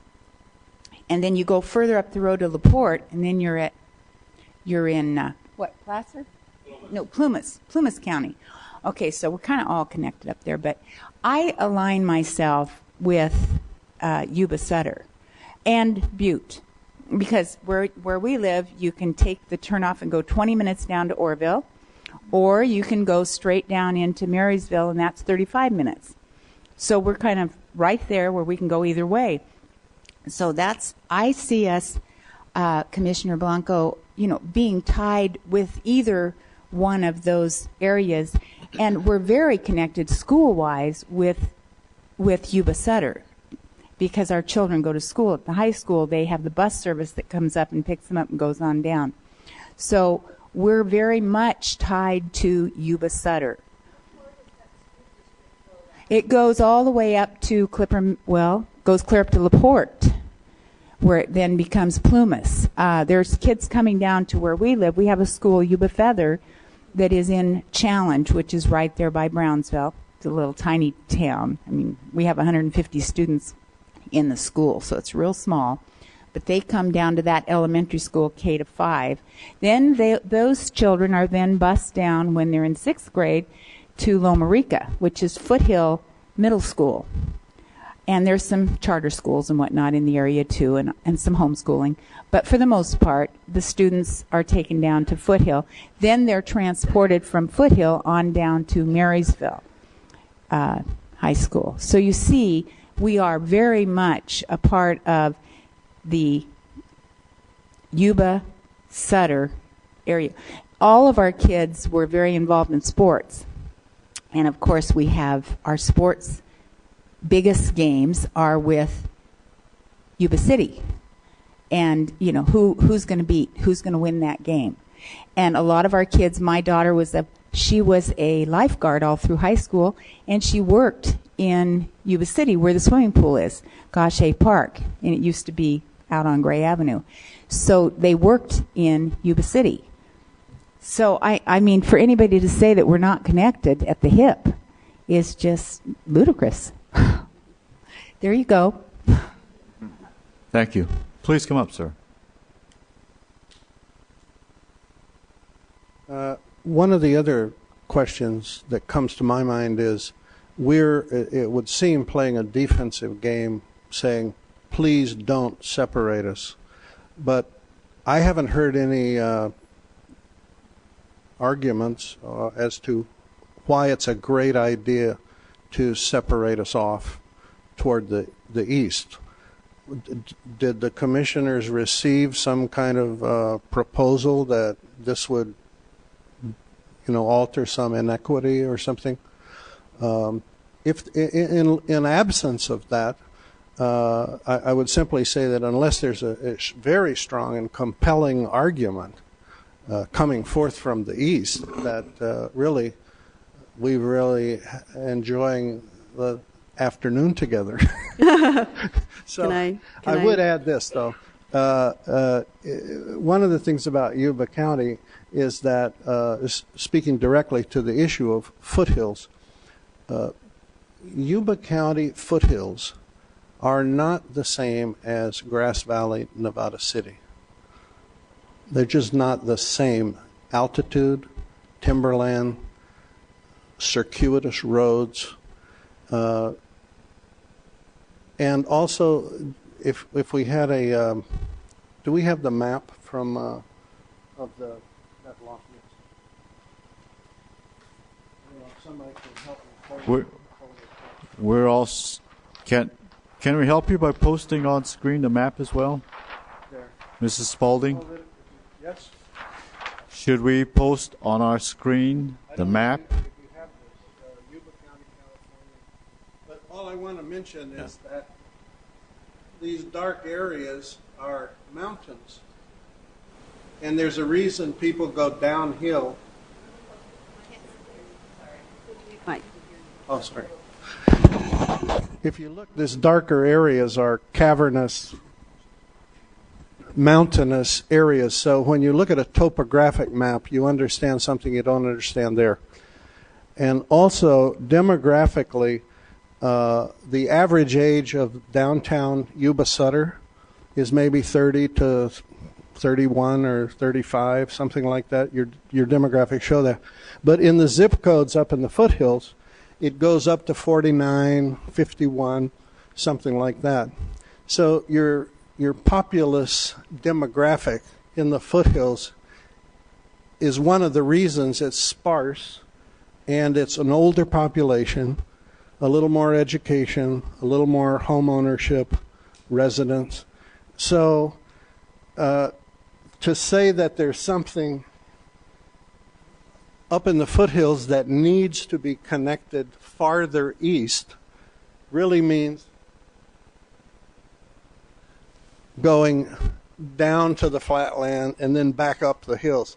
There is a way to get through the hills to Nevada City, Grass Valley, but it's so scenic as a vacation, it's a great route, but going anywhere, it's not. Most people prefer a little longer, and so I'm just saying that in absence of some great argument coming from the east that graphically changes something, we don't really see it, and it hasn't been convincing. We haven't even heard that argument here.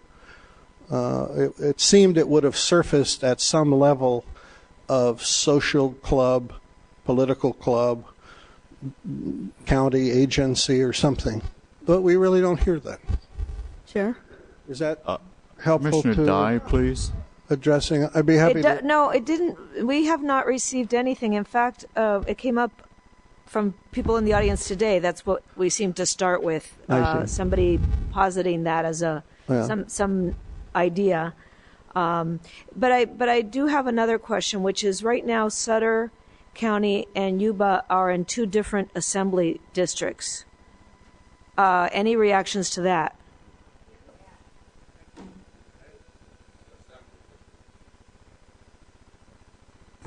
I was going to add when I was talking before, could you put the map up of Yuba County, Sutter County? Please put that up. Actually, I was talking of the 99 corridor, and I think this addresses what you're speaking of. If you put the two counties up and maybe highlight them, or the tri-county area, Sutter County, Yuba County, Butte County.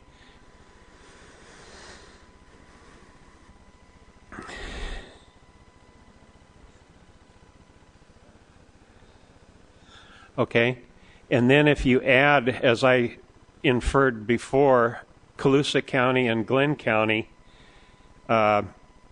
you have basically an assembly district if you add up that population. And they're light counties, they're agricultural and rural. Add Glenn County to that. Give us and I believe it's pretty here. close to an assembly district. There we go. Which is of light counties.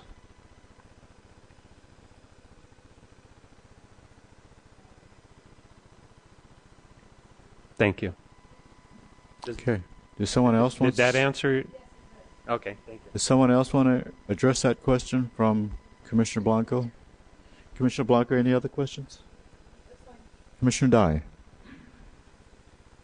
Yeah, I was just going to note for those of you who may not have watched the Reading public hearing yesterday, there was a suggestion of a very large east to west Northern California district that would perhaps strengthen the voice, particularly of rural and agricultural communities, rather than just following the transportation corridor. So that was, something that we posed to the folks who attended our public hearing up there. Would you rather have, 3 districts that run north and south where the population density is heaviest on the bottom and therefore might be more influenced by cities and suburbia type of concerns, or would you rather have one district that runs east-west where you have someone who's perhaps going to be more dedicated to your interests? So that was kind of the question further up north. One other comment on the transportation corridors, that even though there were not very good transportation east and west, that if you had one representative, that might be a way to get better roads built.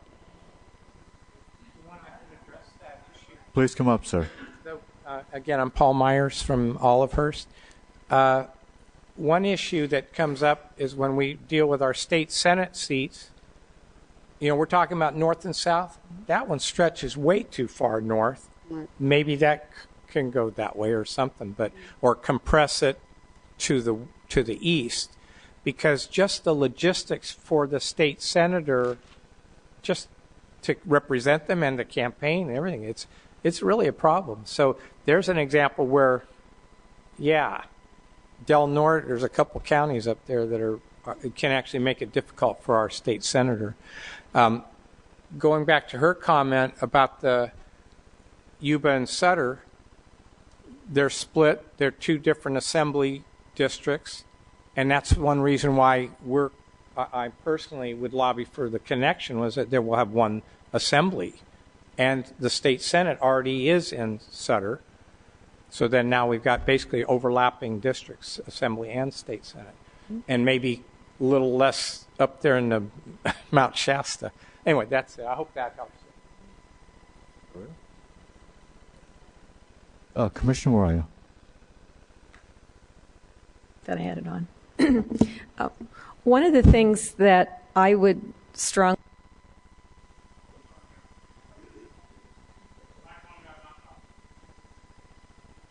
What did he say? Okay, there we go. Thank you.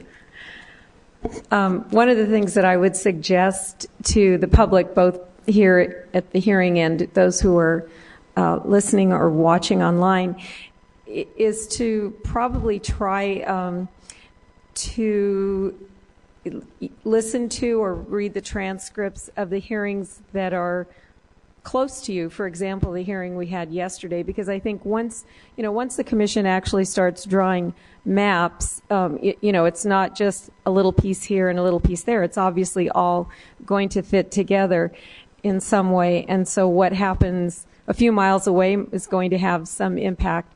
And it might give you a sense of some of the things you want to continue to express to the commission as we go forward, not only in our first draft, but in the review phase after each draft, and then getting down to the final maps. Commissioner DiGilio. I apologize. I seem to be losing my voice, but I'd like to follow up on Commissioner Raya. I think it would be a very helpful aspect for us as a commission is to receive some of the perspective from all regions as they look not just in their areas, their cities, their counties, their communities of interest, but to kind of look at things around you. And I would encourage you to look at it in terms of the population as well. Again, we mentioned those numbers.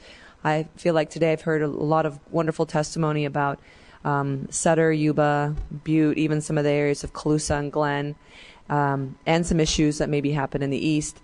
But if you take into consideration Yuba, Sutter, is 167,000 people. If you add Butte, that's 380. The Assembly being 465,000, the Congressional 702,000 plus, and the Senate at 931,000. It would be wonderful, since obviously this is a group of individuals who are engaged, and you've given us one aspect that will be of great value as we take into consideration is maybe to take a look at this at the larger picture, and you might be able to provide some additional suggestions. Decisions will have to be made north, south, east, west, urban, rural, and your input would be valuable as we go forward. And I'm sure my fellow commissioners will remind you, but the opportunity to submit comments online, written, to attend other regional meetings will be there as well. So we encourage you to continue this process, and would be a great assistance to us. Commissioner Dye. Yeah, just to follow up on that, I mean, it really is a math problem. One of the challenges we have in Northern California is not enough people. So we will be, you can look at the problem. We're going to have to put areas together that may not be obvious. So then the question is, who do you want to be placed with, and who would you absolutely not want to be placed with? And that will help us, because the question, that came up before is, we do have as a mandate to try to keep cities and counties together as much as possible. But we're not always going to be able to do that, because certainly in the case of the congressional districts, we can have a deviation of one person. So you can imagine we're going to have to maybe skirt in and grab some more people sometimes. And I think the reason, the reasoning behind Commissioner Blanco's previous question is, is there a natural line somewhere even within Yuba County? If we were forced to split the county to grab some more people, would there be a natural dividing line there too? So I would really encourage you to actually play with some of these numbers and see, what would the ideal district look like, in consideration that, folks from other areas are going to be speaking up as well. Thank you, Commissioner Dye. We do have another speaker. Could you please come up, please?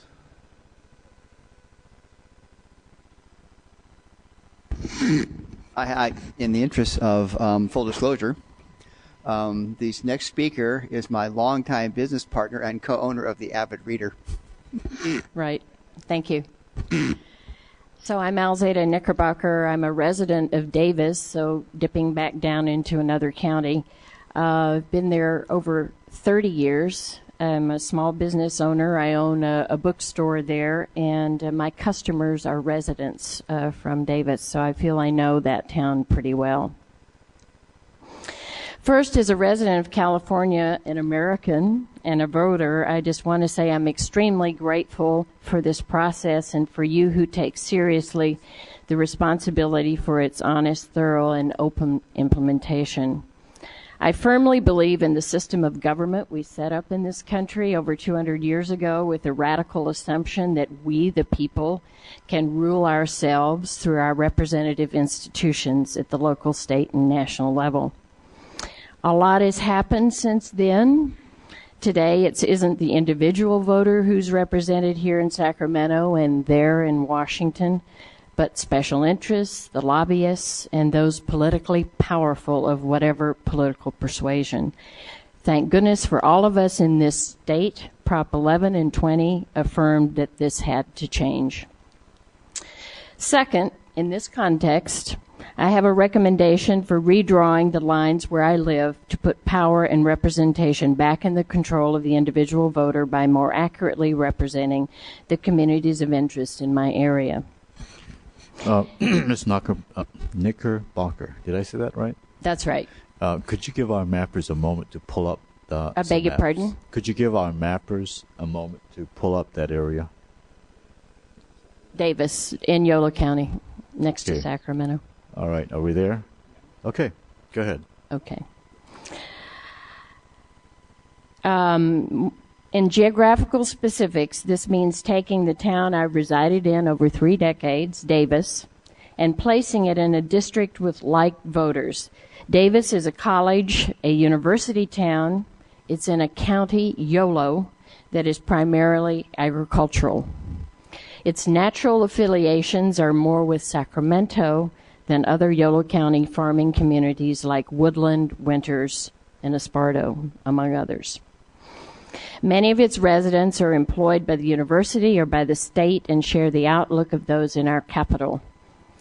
Should you need to divide the county to accomplish your population goals, West Sacramento, also in Yolo County, has a stronger connection to Sacramento than the other more rural towns in the county.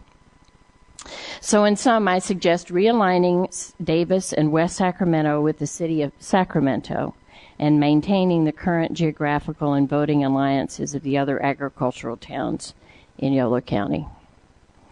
So redrawing the lines to give integrity back to the voting process is revolutionary. So you and what you are doing are the hope of we the people today. Thank you very much. Thank you, Ms. Knickerbocker. Did our members get that? Okay. Next speaker.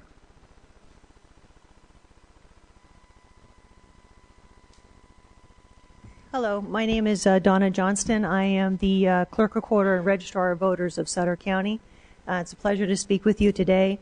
I would like to again express an interest in keeping Yuba and Sutter together as whole counties. Whatever you decide to do is to urge you to keep the county as a whole and not split the county in any division when you're making your decision. I believe I have a shared concern with my counterpart in Yuba County as we have discussed this. Another reason that Yuba and Sutter are so close together, we do share resources and philosophies and how we conduct our elections and so forth, and would just like to express a concern and urge you to keep the counties, however you decide to draw the lines, please keep the counties whole. Thank you. Thank you, Ms. Johnston. Next speaker.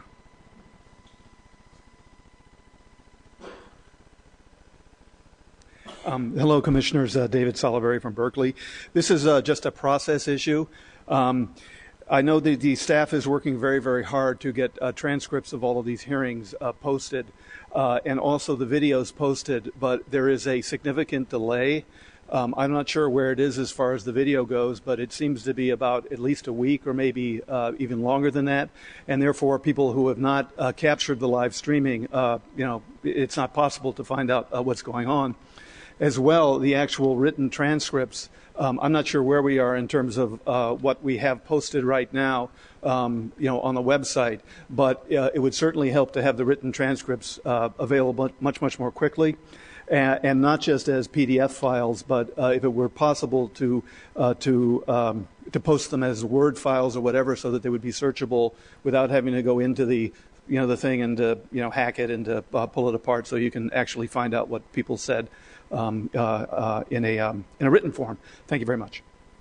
Thank you. I know we had a discussion on that, and I think we decided that technically the transcript would not be. Oh, can you hear me now? I know the commission had talked about this before, and I think our decision was that for practical reasons, we would not be able to have the transcript posted until 6 or 7 days later because of the cost, and it just takes that long. Am I correct?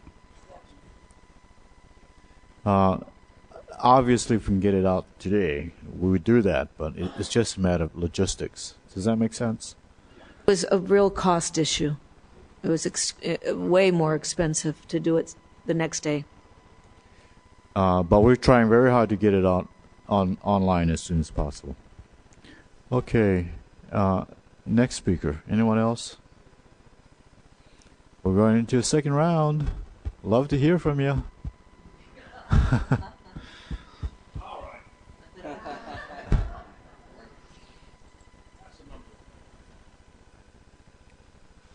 Thank you, sir. Frank Cecil again. I live in Browns Valley in Yuba County. But there's also in Sutter County, there's a very large Sikh community from India. And I don't know, are you going to have hearings over in Sutter County, or is this is it? Yeah, it's kind of like maybe they must not have gotten the word because they're very active politically and community-wise. And it's certainly not a language barrier for them. So I'm sure that they would want to see this area also. They're primarily agricultural folks, and would want to see all of that tied together, kept together. So I would just put that in for one more ethnic group that isn't represented here today. Do you know how large that community is, population-wide? It's very large. Over 10,000. Wow, that's a sizable. Yeah. When they have their annual get-together, the folks come in from all over the Bay Area. They come in from all up the Central Valley, and they gather in Yuba City. They block off one of the major streets that goes through there, and it's an all-day celebration. And yeah, so there's, and as somebody estimated, in excess of 10,000. So do you think it's a language issue again, or no? I think maybe they just didn't get the word. We're not working hard enough to get out there, or what? What do you think? You can hear me, right? Certainly, the leaders don't have a communication problem. That's very obvious because they're involved community-wise through Yuba City, and I don't hear much even people from Yuba City being here. So I'm thinking that I don't know, must have fallen in a river or something. I don't know. We are trying to reach out to these communities, but sometimes we just don't know how to do it. So we're looking for some advice from you guys. Well, actually, some of these folks are. I shouldn't say they're not from Yuba City. Certainly they're from Yuba City, but speak for yourself. The population of the Sikh in Sutter County, there are also several in Yuba County, mostly agricultural people, all seem to speak English fluently. The board of City Council in Yuba City has one Punjabi American, as he calls himself, on their council. The Sikh parade that was held several weeks ago drew well over 100,000 people. Oh my God. A large portion of Yuba City was cordoned off, no traffic. Super group of people definitely need to be part of the whole issue that you guys are working on. Thank you. Commissioner DiGilio, then Commissioner Raya. I would just like to take a moment again. I think we are a new commission. We are doing things differently. So I understand many people probably see public notices for events and come give us your testimony. And as the gentleman spoke earlier, it's a sentiment that I think many of us shared. That's why we're interested in getting on this commission is what can I do? I'm just one person, and even if I give them my opinion, nothing ever happens. I think we're really unique that way, and we're doing one of the things that's critically important to us is to hear from as many people as we can. And the nature, if you go online and you look at our schedule for the next 3.5 months, there are not very many open days because California is so large and vast, and we are really trying to reach out to as many places and population bases as we can. And if we had a full year to do this, I think we would probably be in every nook and cranny of the state if we could, because we feel it's that important to do so. But based on this short time frame that we've been given, we're trying to reach out in a regional basis. And I would ask those that are here that have been passionate about this to serve as ambassadors, to go back to your communities and say, this really is important for you. You know the groups you just told us about, and you have to be the person to say they will listen to you. So submit your information to us. You can it may be impossible to travel. There are some far distances for the next meetings, but we encourage you to do things online, again, by mail. Watch our webcast. You can cook dinner and watch us. That's a mother speaking, multitasking right there. But you can watch us on the video later. You can get a sense, and I encourage everybody to do so. And then you can have a better sense of where we're going, what the thoughts are, the concerns, and it'd be helpful for you to serve as the ambassadors for us, if you would. We're doing our best to reach out, but we can only go so far. So we'd appreciate that. Thank you. Commissioner Raya. I would be interested if any members of the community, I'm on the Public Information Advisory Committee for the Commission, and we have made what we think is a pretty wide effort to reach out through ethnic media across the state, but we clearly must be missing some people. So if you are aware of a radio outlet or a newspaper that may be published by a particular community, or other ways in which we could reach out, if you would please let us know that. Either write it down on a piece of paper and leave it with us today, or email it to us, whatever would be convenient. But that would also be a big help. Thank you. Please come up, Mr. Spalding. While Mr. Spalding is coming up, I just want to share some information with you. What we're all talking about and doing this moment is historic. And many states will look at California. How did you reach out to such a diverse state? I think we're the... Oh, my God. How's that? This is a very historic moment. As you know, California is the most diverse state in the Union. And so in many respects, what we are doing here, including what you're saying, to reach out to all of our communities, is a very historic moment. So help us find roots. Yes, Commissioner Columbus Malloy. Thank you. The other thing that I wanted to mention to everyone here and to everyone who's watching at home, even though this hearing today is focused on this specific region, and as we mentioned, we are rather limited in how many times we can go to any given region, I do think that this part of the state is well served by the fact that we will be having so many business meetings in Sacramento, which is not next door, but it's not a terrible length of time to drive. And any of our input hearings all across the state, as well as our business meetings, are an appropriate venue to receive feedback on the boundaries for any other part of the state. So if you happen to be in Los Angeles for the week and there's an input hearing there, if you give feedback at that hearing, it won't get lost. It will get heard by the commissioners. It will get cataloged in the appropriate region. So there are other ways to give in-person testimony, as well as the electronic submissions and the mail and fax options. Next speaker. Okay, now we've got two here. Ladies first. I knew that would win. I just have a question. I believe toward the beginning of the meeting you were talking about some dates that you were going to be, I assumed, back here. No? With maps and all that? No? No, I gave.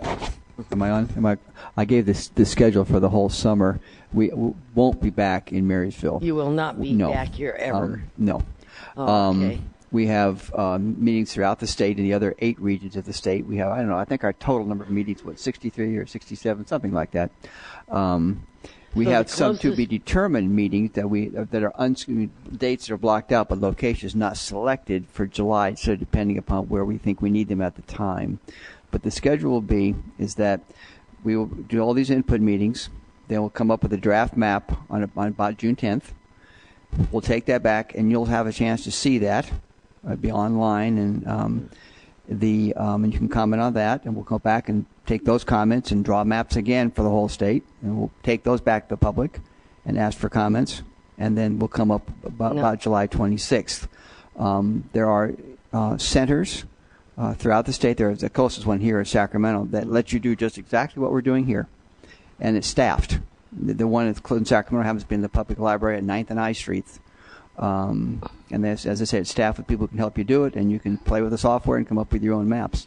The reason I was asking is you were asking us to reach out to those different ethnic groups in our community that weren't here today because obviously they didn't hear enough about this to know it was important to even be here. And so they're not getting to do any input on it. We do have one more Region 9 meeting scheduled, and that's on May the 19th in Auburn. In Auburn. In Auburn, May the right. It's an 19th evening in meeting, 6 to 9 in Auburn. So that would be the next closest one. Okay, is that addressed somewhere in the information you gave us? It's on the website. I know. I'm not sure if it's in the guidebook. Yeah. Yeah. On the website. It's on our website. Our schedule for the remainder months is on our website. There's a link to the very right-hand side on our. We draw the lines. All right. So it's May 19th. May 19th. Auburn. And can I follow up on Commissioner Forbes? He mentioned the redistricting assistance sites. If you would like to play with maps similar to what you see today and submit maps, the redistricting assistance sites that are throughout California are beginning, correct me if I'm wrong, are beginning to do remote access so that you can, instead of having to physically go to one of the sites, that the closest being Sacramento, is you will be able to do this via computer and pull up a map, do some numbers, see where your population is, see where your lines are, look at the whole state, and you can submit it. Is it Fresno that is the one that is remote access capabilities right now? I think they're working on it, but I think if you make some connections. Yeah, if you email the Fresno site, the contact information is in the guidebook. You can set up getting remote access, and we're working on it for the other sites. And that's the redistricting group at Berkeley is putting that together. What we mean by that is this technology that you see here is very simple to use. So many of the questions that you have asked, you can go to this site, community assessment site in Fresno, and the address is posted on our website. You go to this site, and there's a little laptop just like that, and there's someone on site that will help you draw those lines, just as we did today. In other words, you become a mapper yourself, and it's very easy to do. So if you really want to try it, I'd encourage you to do that. Yes. Just to the handout that you received when you came in on page 10, it has the contact information for those redistricting assistance sites. And you can submit that to us online. So all of these communities that we have not reached out to, and you have the ability to reach out on our behalf, help them go to the site and draw their maps, because you can submit those maps to us online. You don't have to be present at these meetings. Does that make sense? Okay. Anyone else out there? Yes, Mrs. Spaulding. You're dominating our discussions. Well, the reason for that is some of us in this room are on the last lap of a 4-year process of updating our general plan. And you have our sympathy. It's nice to see fresh recruits coming in. But I would encourage you, do not be discouraged with turnout. It's part of the age we live in, where people are multitasking every which way you can imagine. And I spent a significant amount of time on the last general plan 15 years ago. And the differences between the process and the energy that it took then compared to now is really shocking. So you're competing with split-second, multi-million-dollar ad campaigns, and families are torn in different directions and to try to travel to different communities. But I would encourage one thing is that the more that the message can be focused on the grassroots issue, the more the language can be digested down, simmered down, so to speak.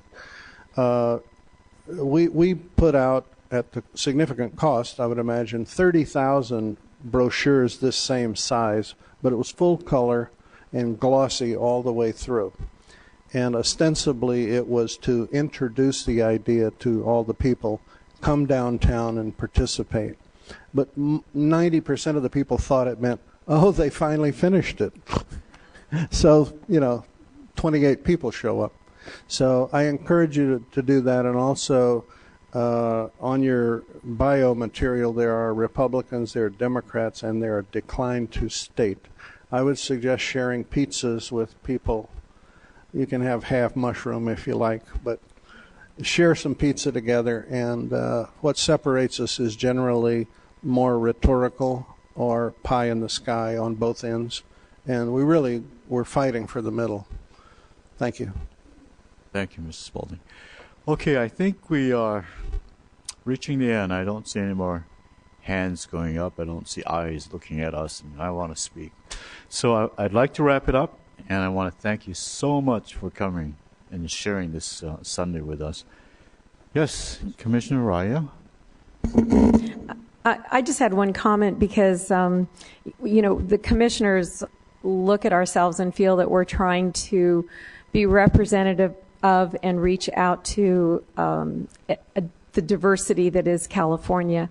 But I would like to express my admiration for this community being so open and gracious about speaking on behalf of the diversity in your community, even though those people, for whatever reason, are not present today. I'm just very struck by your openness and your appreciation for what you have here. Any other commissioners would like to say something? Okay, I'd like to give the mic over to my buddy here, Commissioner Aguirre, who would like to summarize our meeting today.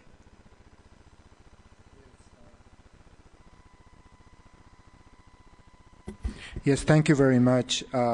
It certainly, I would echo the comments of our other commissioners regarding the feeling that you bring to this meeting. Generally, we come here in the spirit that you are us and we are you. That's the spirit of this commission. And it's really in the wisdom of the voters of California that Prop 11 and Prop 20 were passed to make this possible. This hearing is being live streamed not only in Yuba City and Sutter County and Butte County, but it's being live streamed throughout California and throughout the nation. This is an experiment in democratic politics, in deliberative democracy, and I think that we're certainly committed to doing the best that we can do, but we can only work with testimony that is provided to us. So we really appreciate all of you taking time this Sunday to join us. We want to thank you all for doing that. We also want to express our appreciation to Yolo County, especially Andy Vasquez, for facilitating this facility. So he meant Yuba County. Yuba. So that That's called a faux pas, right? So, Andy Vasquez, I moved you over to YOLO. I'm redistricting already, right? So, we want to thank him and the county for providing the information. Certainly, your testimony has been very informative and very thoughtful, and you've been very gracious in accommodating us. So besides the public hearing that we have here today, as was mentioned, there is a process for electronic submission. So don't feel for yourselves that, this train's going to leave and you're never going to see it again, because you can be with us every step of the way. So we want you to submit additional comments and testimony via the net to the Voters Act First at crc.ca.gov. You have a toolkit that's been made available, and we want you to use that. That also includes a fax number, 916-322-0904, and then you can also mail in your input to our present address at 1130 K Street, Suite 101 in Sacramento. We are going to be moving, we expect to move at the end of May, but that's still a good address for the interim. We will post our new address once we have it on the net itself. So as far as the outreaching to the communities, specifically the Sikh community, the Hmong community, and the Latino Hispanic community, we really want to call on you to help us with that. The toolkit, the guide that we have given you, has been organized in such a way that it is kind of an organizing tool that you can use for calling some of the Hispanics in town, some of the Hmongs, some of the Sikhs together, going through that toolkit, highlighting not only the reason that we are a commission and the work that we're trying to do, but other related information so that they can jump on the net and also provide input from those communities. So the information that you have provided is being captured as you've spoken, and we have a wonderful consultant Q2 here that's been capturing every word, not only digitally, but we're also capturing audio as well. And as was mentioned before, there's written transcripts that will be made available of all of your comments and our responses. So we're kind of on a road show right now, starting in Redding, moving on to, secondly, to Yuba County. And then next week, on Wednesday, we'll be in San Luis Obispo. On Thursday, we're going to be in Bakersfield. On the next day, we're going to be in Hanford, and then we're going to move on to Merced, and then the following week, we're going to be another section in the LA area, Long Beach, LA Civic Center, etc. So the timeline for this whole process spans generally through August 15th. So we are having these input hearings during April and May. Then on June the 10th, we hope to develop our first draft maps. At that time, we're going back to the community, essentially saying, when we went throughout California, the information that you gave us has been translated into these maps. Here they are. What do you think? Right? And even though we might not be coming specifically back to Marysville, they will be posted online for your review so that you can give us your feedback as well. Once we have those maps, then we're going to do another round of tripping around California, asking for feedback on those maps. Then on July the 1st, we hope to have a second set of maps, and then once again, going throughout California, posting on the net, looking for input and feedback on those maps.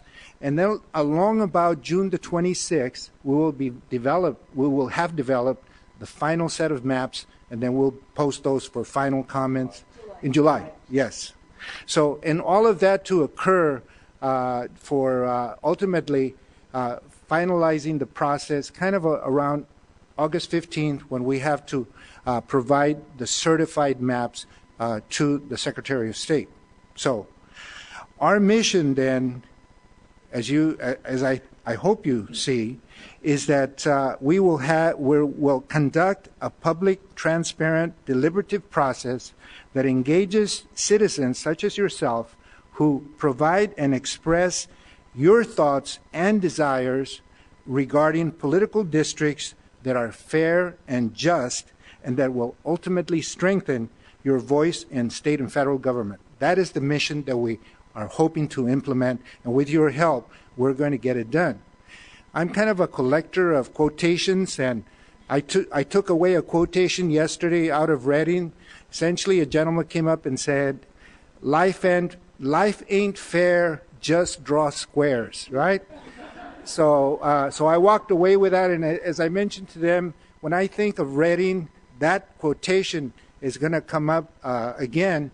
So I've kind of, it's like, I'm going to have a list of quotations from our redistricting hearings throughout California, and maybe we'll put it on the net at the end of the process. But one that I'm taking away here today is we're not asking for justice, but that injustice will be spread equally, right? So I'll take that away.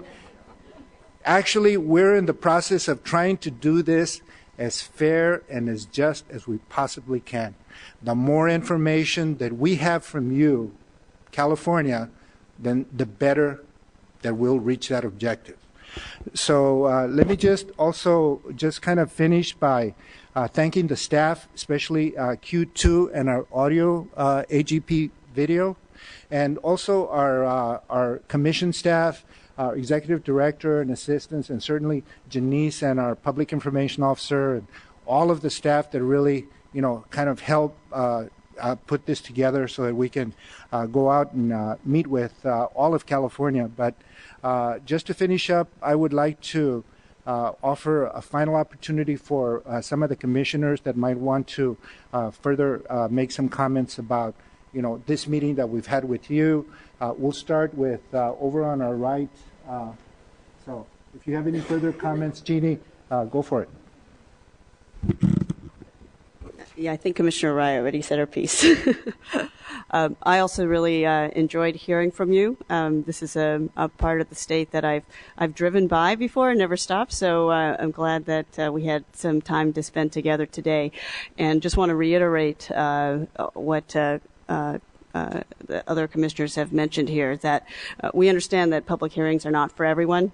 So, we aren't going to be discouraged by the turnout, but we do hope that you go back to people our community leaders, and do ask them to check these maps online and go ahead and submit their input either online, by telephone, by fax, whatever. You have a couple of months to do it, so please help us out in this process. It's all right. Thank you very much for being involved, and just for your warm hospitality and good humor.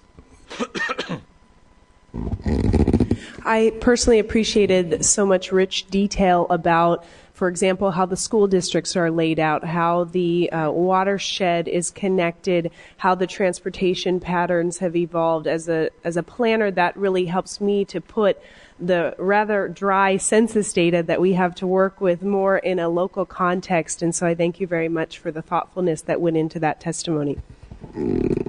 And I would just like to add to your testimony that I really do appreciate your civility and respect to each other as well, and being able to take into consideration the questions from commissioners and giving us feedback, listening to us, and being able to respond to. I think you set a very nice but productive tone that I hope we can continue as we move through this process. So thank you very much. And I'm just glad to see the north part of the state as well represented as they were today. I kind of enjoyed the smile on some of your faces when one of my fellow commissioners says you need more population. And my feeling was you didn't want that. But the price you pay for the style of life that you've come to is you're going to be in a very large geographic district, and we're going to try to figure out how that happens. This has been a very eye-opening and productive session for me. I'm leaving here today with a clear understanding that Yuba and Sutter counties are intricately tied together. You made that point very clear. Thank you for sharing your views. I don't have much to add except thank you very much. And I was also struck by how comfortable people were expressing opposing views in a very civil way. And I hope that remains so throughout the state. I'm not convinced it will. But maybe if they watch you today, they'll get a little lesson in civility. As was mentioned at the very, very beginning of the session, you are our second outreach meeting of the 60-some that we have scheduled so far. And based on the reception that we receive at Reading and also here today at Marysville, I'm very, very pleased with, and also looking forward to the remaining 60-plus meetings. It certainly has been a very pleasant experience, and on a personal basis, I thoroughly enjoyed it. Thank you very much. And I echo those as well. It's been a very informative session for me, and I really do appreciate your spending a Sunday afternoon with us, and it's been very helpful for all of us. Thank you.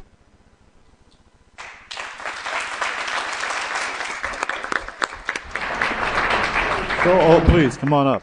Come on up. There's always a word for you. I just would like to thank all of you, from all of us, I'm sure, for spending a Sunday afternoon with us. Thanks a lot, all of you. Thank you. All right, well, I'll conclude this meeting and pray that you all drive home carefully. Thank you for sharing this Sunday with us.